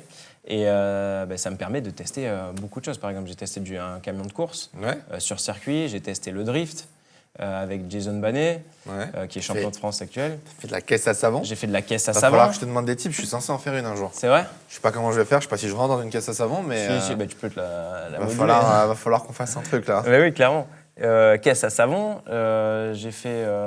récemment, j'ai fait un rallye l'année dernière en championnat de France sur terre. Du coup, là, je vais faire le championnat de France une manche, le championnat de France rallycross. Et je me fais kiffer. Je veux essayer le sport auto en général. Je suis passionné par le sport auto, par la F1, mais bien sûr par le GT, l'endurance, mais par les autres sports auto en général. Mécanique, quoi. Et en fait, c'est un petit peu mon côté touche-à-tout du sport que je faisais avant. Depuis très jeune. J'ai touché un petit peu tout. Là, la même chose, mais sur la partie sport auto. Et je trouve que ça peut être intéressant aux gens de voir un pilote professionnel sur une discipline, aller tester différentes disciplines et donner son ressenti. Ok. Voilà. Ok. Parce que oui, du coup, maintenant, tu as tes chaînes YouTube, tu as ta chaîne YouTube et tes réseaux, on va en parler. Tu as ce format où tu testes donc, des voitures. Tu as pas mal de formats qui changent aussi, où tu invites pas mal de monde. L'objectif aussi, du coup, parce que tu es quand même pilote professionnel, c'est aussi d'enseigner et d'apporter aussi ce que tu sais et de faire découvrir ton monde à d'autres gens. Ça va dans les deux sens. Bien sûr, c'est de faire découvrir mon monde, c'est de donner mon atout de pilote, entre guillemets, parce que du coup, je fais des vidéos, j'explique, mais aussi j'ai l'autre côté où je suis pilote et je peux apporter des éléments, des informations, des ressentis. Et je trouve que c'est intéressant de le faire comme ça, vu qu'il n'y a pas beaucoup de pilotes réellement qui font du contenu, comme on le disait tout à l'heure. Ouais. Sur les pilotes, d'ailleurs, j'ai une question. Petite question. Voilà, petite question. Comment c'est perçu dans les paddocks ce que tu fais sur les réseaux sociaux? Parce que moi, d'un point de vue créateur de contenu, je trouve que tu es excellent. Original, divertissant, drôle, tu as les bonnes idées. Merci. Voilà, c'est le moment un petit peu flatteur. Mais voilà, en termes de contenu, c'est très bien. Mais je sais que les pilotes dans les paddocks, eux, ont du mal avec les réseaux sociaux. Bien sûr. Est-ce que tu as été peut-être déjà critiqué dans le paddock ou peut-être un peu moqué, pris à la légère à cause de ce que tu fais sur Internet? Je pense un petit peu au début, forcément. Parce que, alors déjà, j'ai commencé à faire les vidéos comme ça à partir du confinement. Au début, ça n'avait rien à voir. C'était pas forcément des vidéos autour du sport auto. Et c'est un peu, genre, je me mettais en scène, genre, sur un tapis roulant. Tu avais un truc dans ton appart ou dans ta maison? Exactement, c'est où, là? C'est un tapis roulant. Et en fait, j'avais fait plein de sports quand j'étais jeune. Et du coup, j'avais plein d'habits et je faisais le rugbyman en tapis roulant pendant le confinement. On le retrouvera pour la vidéo. Le judoka. Je la retrouverai. Exactement. Et donc, je commençais à faire ça, mais j'ai fait des millions de vues et tout. Ça a marché de fou, sur TikTok. Oui. Et donc, je suis monté à 200 000 abonnés sur TikTok comme ça. Et après, au bout d'un moment, je me suis dit, c'est sympa, mais ça a pas trop, enfin, il n'y a pas trop de cohérence avec ce que je fais réellement moi dans la vie. Et je me suis dit, il faut que j'apporte quelque chose. Il faut que j'apporte quelque chose. Et donc, c'est pour ça que j'ai commencé les vidéos explicatives. Okay. Et après, le j'ai pas compris. Il vient d'où ce j'ai pas compris? Je peux pas le dire encore. Je peux pas le dire. Ouais. Ah ouais. C'est vraiment je me suis dit, le secret weapon. Mais je me suis dit, un jour, je le fais quand. 2028, la Cool Room, après ta victoire au Mans avec Porsche. Non, bah en vrai, tu sais quoi, je me suis dit, je le dis aux millions d'abonnés sur TikTok, mais en vrai, je vais le dire avant. Je vais le dire avant. Je vais le dire là.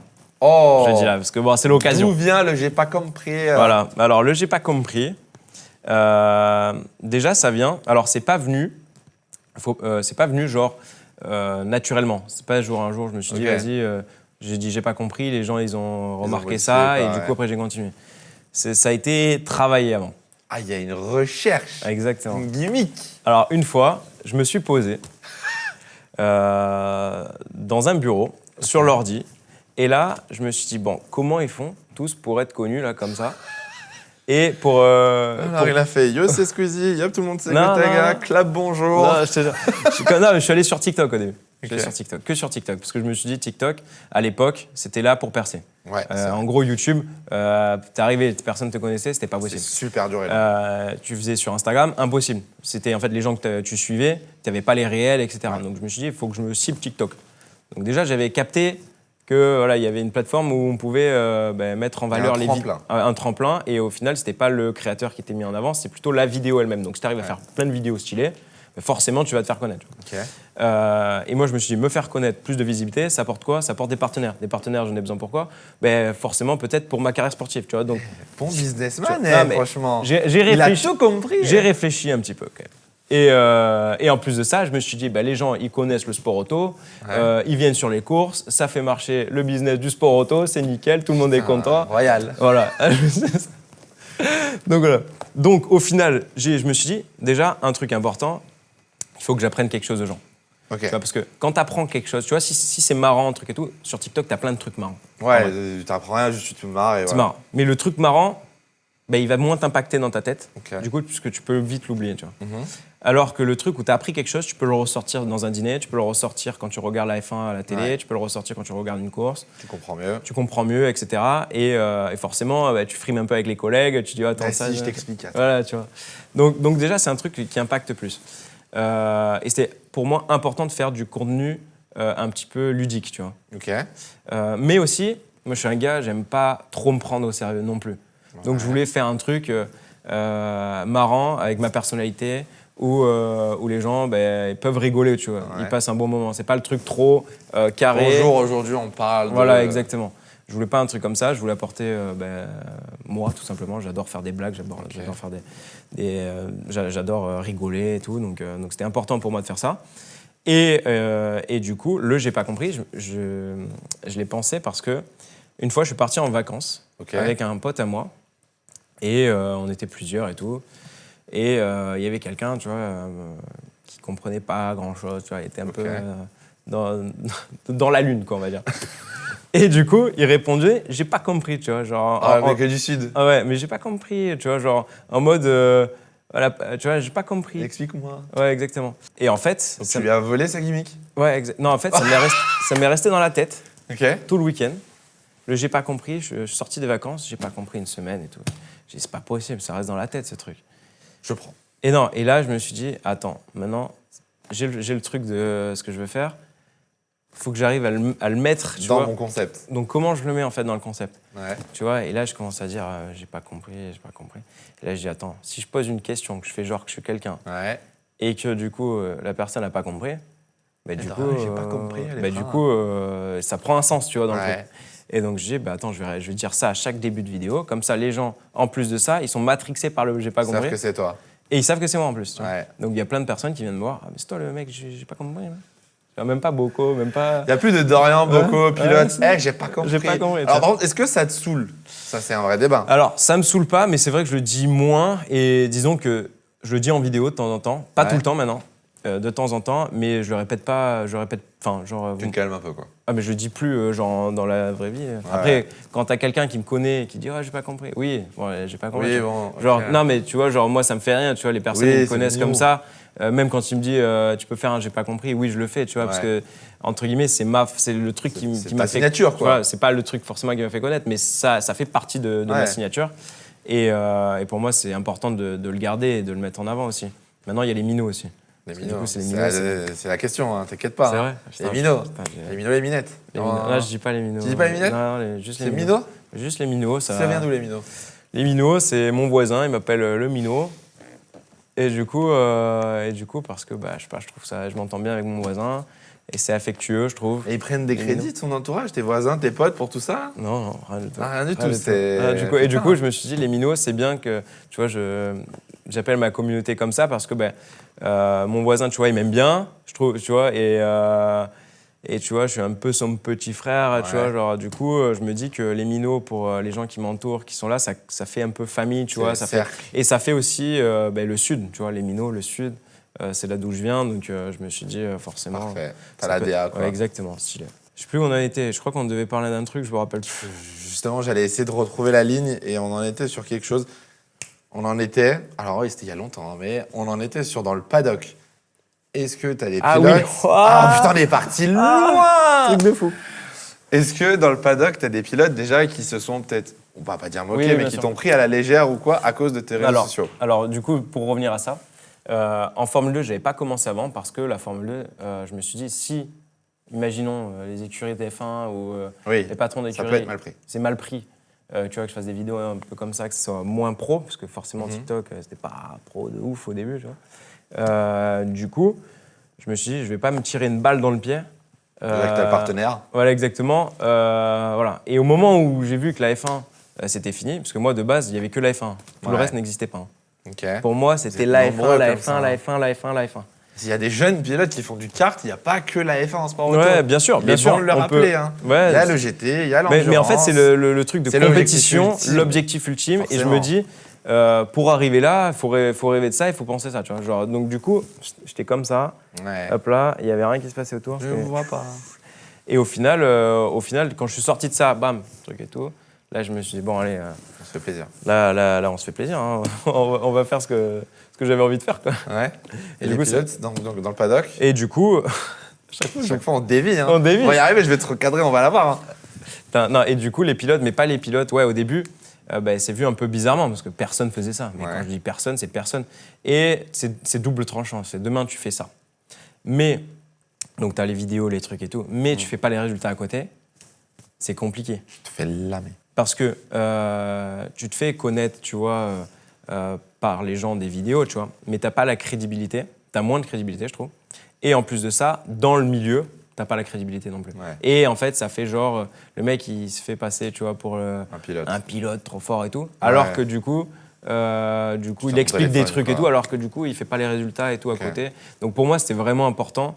Tu vois, je fais mes vidéos. Par contre, à côté de ça, j'ai envie de gagner des courses, j'ai envie de faire des podiums. Et si je gagne des courses, des podiums, que je gagne en l'occurrence le dernier titre et tout, on peut pas me reprocher, tu vois. C'est encore mieux. C'est encore mieux, tu vois. Et du coup, tu fais une bonne pub, tu perfs. Exactement. Donc, faut pas que ça enlève la performance. Tu as des moments où tu dois bosser et tu te restes concentré à 100%.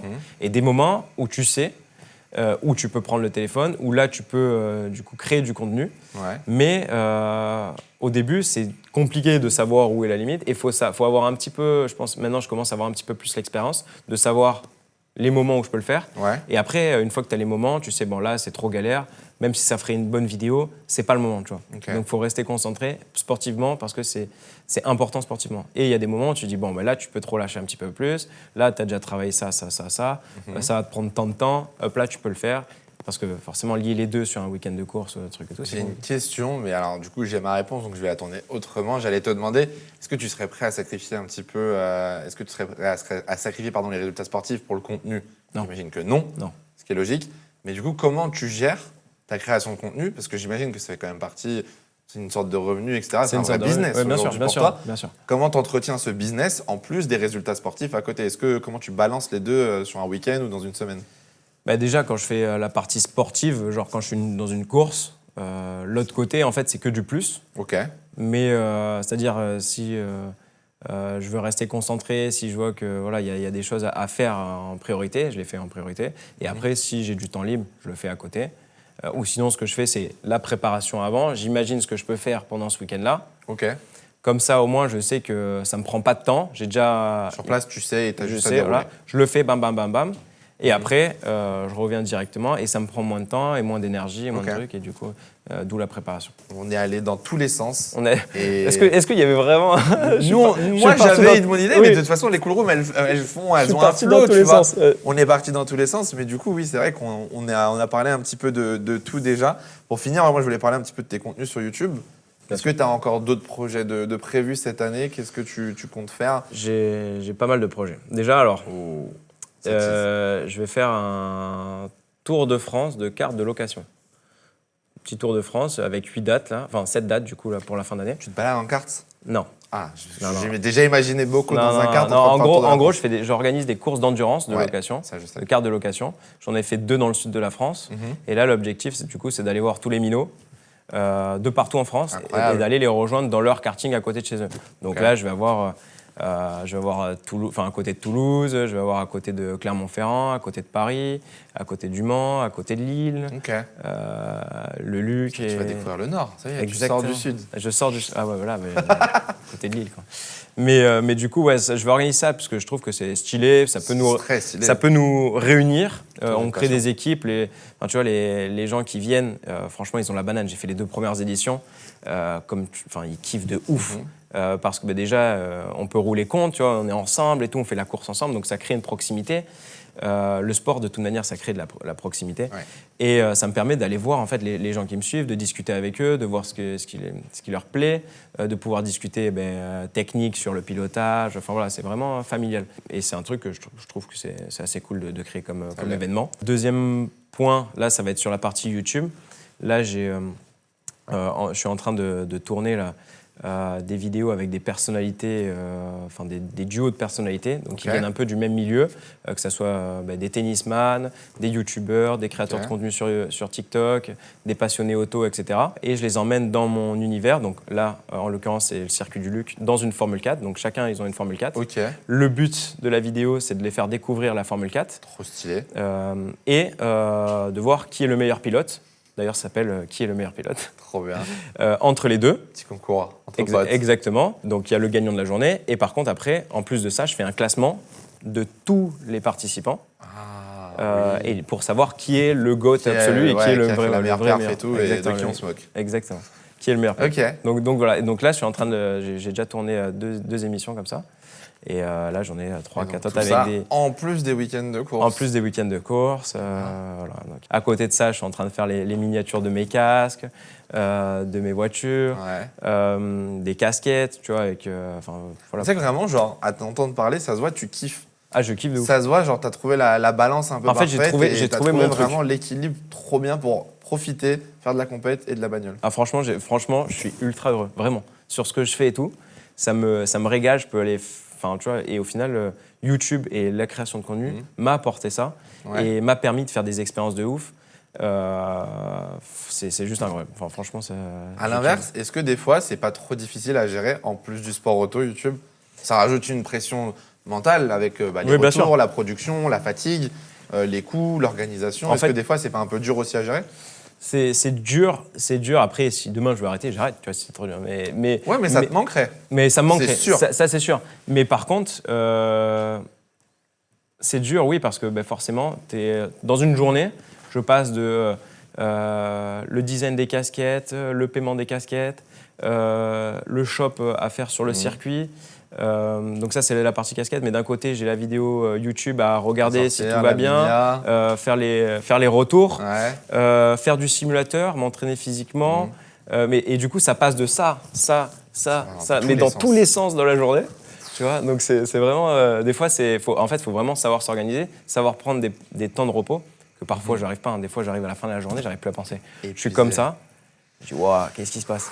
Ouais, non, mais je te promets. Et là, je dis, bon, allez, là, tu sais quoi, même si je suis en train de faire un truc, je coupe tout. Faut que je prenne une petite pause. Ouais, non, mais c'est vrai, parce qu'au final, En fait, faut tout gérer, quoi. Faut tout gérer. Et l'organisation. Moi, de base, j'étais pas ultra organisé. Voilà, ça m'a impliqué une organisation. Là, il faut, de ouf. C'est dur. Hein. C'est dur. Moi, je suis pareil. C'est dur. Et au final, petit à petit, je commence à m'inculquer une organisation. Et j'apprends beaucoup. Et au final, quand tu es organisé, tu arrives à te libérer plus de temps. Donc voilà, ça te fait évoluer aussi en tant qu'homme, quoi, tout simplement. Avant de passer au bolo question, les 24 de Spa, comment tu te sens? Pour nous, c'est dans 2 semaines. Comment tu te sens? Comment je me sens? Alors, ça va se passer? Fais-nous rêver. Écoute, pour l'instant, en fait, j'ai une petite appréhension parce que ça fait quasiment 3 mois, quand je serai aux 24 heures de Spa, que j'ai pas fait de course auto. Ok. Du coup, c'est énorme. Tu dis un pilote, c'est l'un des plus gros gaps qu'on peut avoir dans une saison où tu roules pas. Normalement, c'est l'intersaison. Tu vois. Enfin, c'est pas l'intersaison, c'est la saison hivernale. Début de saison. Voilà. Donc là, je l'ai au milieu de la saison. Ouais. Ça, c'est parce que en GT3, en fait, tu peux faire plusieurs championnats. Moi, le championnat que je fais, c'est le GT World Endurance, mais tu as aussi le GT World Challenge Sprint. On disait tout à l'heure. Mais moi, je fais que l'endurance parce que voilà, j'ai trouvé une place que pour faire ce championnat dans des conditions au top. Je suis avec 2 pilotes constructeurs Porsche. Je suis avec une écurie qui marche à bloc. Donc vraiment, on a vraiment les cartes pour performer avec cette Porsche-là. Par contre, j'ai pas beaucoup de courses à côté. Et donc, c'est dur de rester dans le rythme. Donc, petite appréhension de se remettre dans le bain. Ouais, exactement. C'est pas le circuit le plus facile. C'est pas le circuit le plus facile. Il faut beaucoup de rythme, justement, dans ce circuit. Ouais. Donc, j'imagine que quand je vais arriver d'entrée de jeu, je serai pas top. J'imagine ça. Parce que j'avais fait les essais il y a 4 semaines. C'était bien, mais le retour était un petit peu difficile. Okay. Du coup, c'est allé de mieux en mieux. Et donc, je pense que là, vu que ça a refait 5 semaines que je ne vais pas rouler, ça va redescendre un peu, mais ça va refaire de mieux en mieux. Mais entre-temps... Il faut se dire. Exactement. C'était positif. Non, mais de toute manière, je pars pour gagner là-bas. Y a pas de... Après, on verra. Mais bien sûr. Mais je sais qu'il va falloir le construire. Il ne va pas falloir s'exciter d'entrée de jeu quand on va arriver pendant les essais. Okay. Et il va falloir construire le week-end pour être au top pendant la course. Et surtout, ce qui va être le plus important, c'est la deuxième moitié de course et surtout le dernier quart de course. C'est le plus dur? C'est là où, en fait, tout va se jouer. Okay. Donc, si tu arrives à être performant et être au mieux de ta performance sur cette période-là, c'est parfait. C'est ce qui va être le mieux pour pouvoir gagner. Et en fait, il faut vraiment construire le week-end. C'est l'objectif que je me suis mis en place là. Puis on va voir si ça paye. On croise les doigts, on surveille. Exactement. En espérant que ça se passe bien, vu que ça sort juste avant le départ. Donc on croise les doigts. Bon, tu es le premier. Le premier à avoir, ça y est, bon après, voilà, quasiment 6 mois, on a enfin investi dans Cool Room, les amis. Tu es le premier à avoir le bol pour le bol aux questions. C'est très simple. On a 5 questions. Tu vas en choisir 3. C'est des questions qu'on a préparées sur toi un petit peu et sur ta carrière, ton parcours. Je te laisse piocher. Allez. Prends-en une, et comme ça, on fait la première dans un premier temps. Ok, donc là, on ouvre... C'est le tirage et le décès, n'hésite pas. Et là, du coup, là, tu as un trésor au bout de ça? Exactement. Allez. Soit tu gagnes une voiture, soit tu remportes un dentifrice. Un dentifrice. J'espère que c'est la voiture. C'est possible, une voiture en dentifrice? Ouais, c'est chiant. C'est galère un peu. Hein. C'est galère. Ou un dentifrice en... On va te dire dentifrice en voiture, ça peut se faire. Ça peut se négocier. Ok. Alors, y a-t-il une rencontre qui t'a marqué ou qui a changé les choses pour toi? On dirait qu'il me pose la question alors que c'est l'inverse. Ok. Est-ce que tu as une rencontre du coup? Est-ce que tu as une rencontre dans ta carrière qui a un peu fait basculer ta carrière ou qui t'a marqué? Si vraiment tu dis là, ok, quand même ça a bien impacté ma vie ou mon. Oui, forcément, il y a des rencontres, notamment Gwen Lagru là. Ouais. Quand j'étais en karting, du coup, c'est avec lui que j'ai signé le premier contrat qui travaillait chez Lotus, enfin Gravity, mais chez Lotus à l'époque. Et du coup, qui m'a lancé clairement. Et là où je me suis dit, clairement, je peux faire quelque chose dans le sport auto. Si je suis recruté par une écurie de Formule 1 en tant que junior pilote, c'est qu'il y a le potentiel, quoi. Ça a été vraiment la première personne qui t'a dit, ok, là, on va prendre soin de toi, on va t'entourer, etc. Et c'est de te pousser. Exactement. C'était en karting. Et après, là où j'ai vraiment éclos en karting, c'est quand j'ai rencontré 2 mécaniciens de karting, Luigina et Simone, qui sont très connus dans le sport auto. C'est vrai? Ouais, dans Ok. le karting. Et pour te dire comme ça les noms de qui ils se sont occupés et de qui ils ont fait gagner, Ok, il y a Alex Albon, ok, il y a Charles Leclerc, il y a George Russell, il y a Max Verstappen. ok. Donc ils sont occupés de tous ces pilotes. Dans un en karting. Boccolacci, Dans un Boccolacci. quand même. Dans un Boccolacci, mais vraiment beaucoup de pilotes. Et, Ok. et ils ont été vraiment d'une aide incroyable, familiale. Et c'est ce qui nous a fait aussi percer. Dès à le haut plus niveau. jeune âge, du coup, tu as déjà des ingénieurs comme ça qui se détachent aussi. Alors parce c'est pas qu'on des parle- ingénieurs, c'est des Des mécaniciens, mais qui mécaniciens, font pardon. vraiment tout. En fait. Mais oui, qui s'occupent du kart, Ouais, etc. de tout, de la mécanique du car, de C'est tout. fou de se dire que même au karting, tu as des mecs comme ça qui s'occupent de tous ces champions et de ces graines de talent, quoi. Mais après, bien sûr, il y en a plein d'autres. Oui, non, bien sûr. Mais disons, sur les premiers instants en karting, là, je veux. Ok, Ouais, très bien. Deuxième question, je te laisse piocher. Roulement de tambour. T'es prêt pour la question? Ah, j'écoute, j'y réponds, allez. Bon, tu sais, je les ai devant les yeux au pire. Hein, mais, C'est vrai oui, moi, j'ai Ah. 5 questions, moi, je sais. Si tu pouvais changer une chose dans ta carrière, qu'est-ce que ça serait? Yes, la question qui bloque. Non, mais en fait, il y a plein de choses. Ah, Non, en vrai déjà, personnellement, moi, si j'avais su que j'allais faire plus de simulateurs et que ça allait m'aider, j'aurais fait plus de simulateurs. il a joué à Gran Turismo 2 en 2005, Exactement. n'est-ce pas Euh, En plus, Esteban, il t'a jamais emmené sur Gran Turismo. si, mais... Attends, Esteban, il passe sa vie Ouais, dessus. non, bien sûr. Mais bon, on était moins proches à l'époque vraiment où il Ouais. jouait à bloc. Et après, en fait, moi, dans ma tête, je me suis dit, bon, c'est un jeu, quoi. Ah, c'est bon, il joue. Tu Il vois veut pas sortir, Ouais, lui. exactement.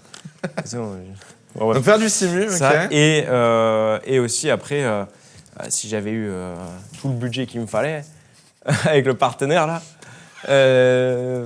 Bon, bah, ça aurait pas été la même histoire. ça va pas être la même C'est histoire. clair. Mais non, en vrai, le point clé, c'est le budget aussi qui te permet d'aller faire des entraînements et qui te permet d'aller directement dans les bonnes équipes, quoi. Ouais. Donc ça, c'est un jeu important parce que du coup, quand tu es dans une bonne équipe, tu Ouais. perçois un petit peu différemment parce que tu sais que c'est une équipe qui a fait gagner des Tu pilotes. sais que tu peux faire quelque chose si toi t'assures.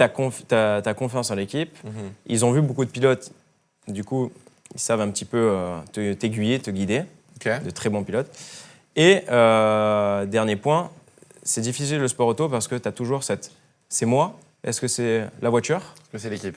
Enfin, tu vois, est-ce que c'est l'équipe? Tu sais pas. Ok. Enfin, parfois, tu sais pas. Donc, le seul truc, c'est quand tu as le coéquipier. Mais bon, si le coéquipier, il performe pas, Pas ben, tout. du coup, tu sais pas. Donc là, quand tu as une très bonne équipe, tu sais que généralement, tu es un bon coéquipier. Donc, ça devrait aller pour lui. ça devrait et aller. tu sais que c'est peu probable que ce soit Et l'équipe. du coup, tu te mets moins de remise en... Enfin, tu te remets en question beaucoup plus facilement. Ok. Et donc, tu élargis un petit peu les trucs qui pourraient te Ouais, perturber, tu vois, pour pas te remettre en question. Et en plus de ça, il t'apporte les questions à tes réponses que tu as besoin très très tôt, très très jeune. Parce que quand tu es pilote Formule 4, Formule 3, Formule 2, tu arrives dans la discipline. Ouais. Tu fais 1 an, maximum 2 ans. Donc, tu n'as pas beaucoup d'expérience. Alors, ceux qui ont l'expérience, quoi. t'enchaînes. Ouais. Donc, en fait, ceux qui ont l'expérience, c'est les équipes avec qui tu Tu restes. vas collaborer au début. Et donc, eux, ils ont vu beaucoup de pilotes. Et donc, c'est eux qui peuvent t'apporter les réponses aux questions. Mais si tu es dans une équipe qui n'a pas performé, ben, ils ont toujours ces points d'interrogation. Tu Ils vois. savent pas trop. Et du coup, c'est compliqué pour toi. Ok. Très bien. Voilà, Dernière on va question. dériver encore. Non, mais c'est bien. C'est le but de la Cool Room, c'est que tu discutes, que les gens sachent un petit peu comment. Voilà. Qu'est-ce que tu penses justement de la F2, de la F3, comment t'en es arrivé là? C'est le but. Mais non. Mais non. Mais non. Mais non. C'est C'est un la truc de- question magique? C'est un truc de fou, ça. Vas-y. Non, je rigole. Je sais Dans pas. 5 ans, tu vois où?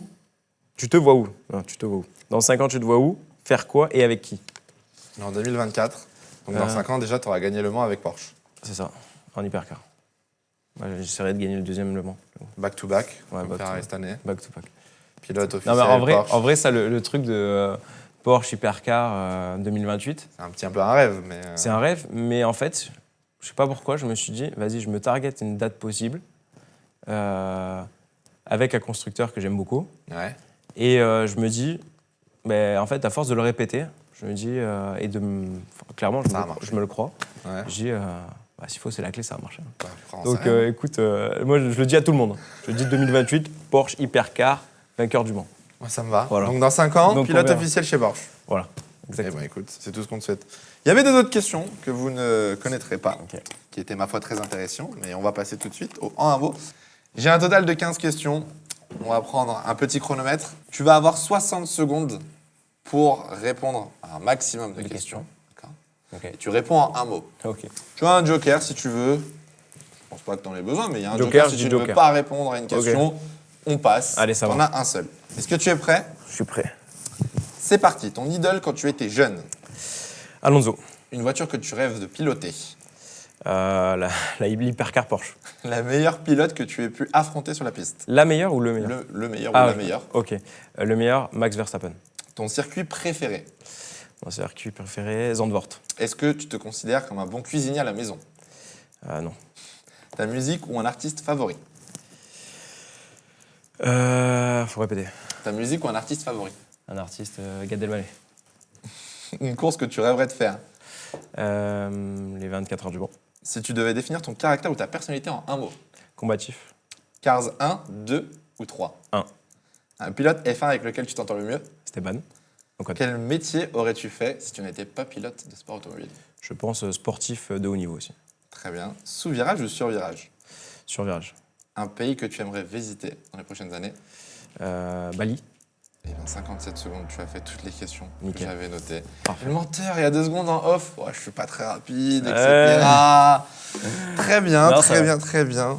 Tu aurais été athlète de haut niveau. Tu n'aurais pas fait autre chose que du sport si tu n'avais pas été pilote. Peut-être autre chose, mais en fait, j'adore le sport. Vraiment, Ok. j'adore le sport. Et en fait, ce que j'aime là-dedans, plus que forcément le sport en lui-même, c'est vraiment la compétition, la progression, les difficultés à atteindre le haut niveau et le travail qu'il y a derrière. Enfin, voilà, tout ça, le stress, les joies, les pleurs, enfin, tout ce que ça te procure autour.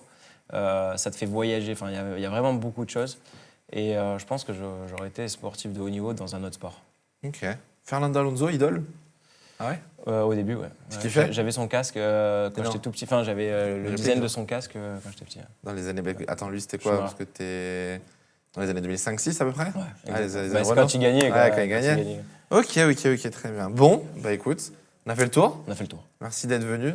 On Ouais, parlait de merci à toi. ta carrière, ton Merci parcours. beaucoup. Hein. J'espère que ça t'a plu. On te retrouve du coup au 24 de Spa. C'est normalement le lendemain de la sortie de cette vidéo, donc allez le suivre sur YouTube, TikTok, Exactement. peut-être partout. Puis on te retrouve sur les circuits de toute façon. Puis voilà, merci beaucoup à tous d'avoir regardé cette vidéo. Merci à la production MVS bien évidemment pour le tournage, à toute mon équipe. Et puis merci à vous d'avoir regardé jusqu'au bout.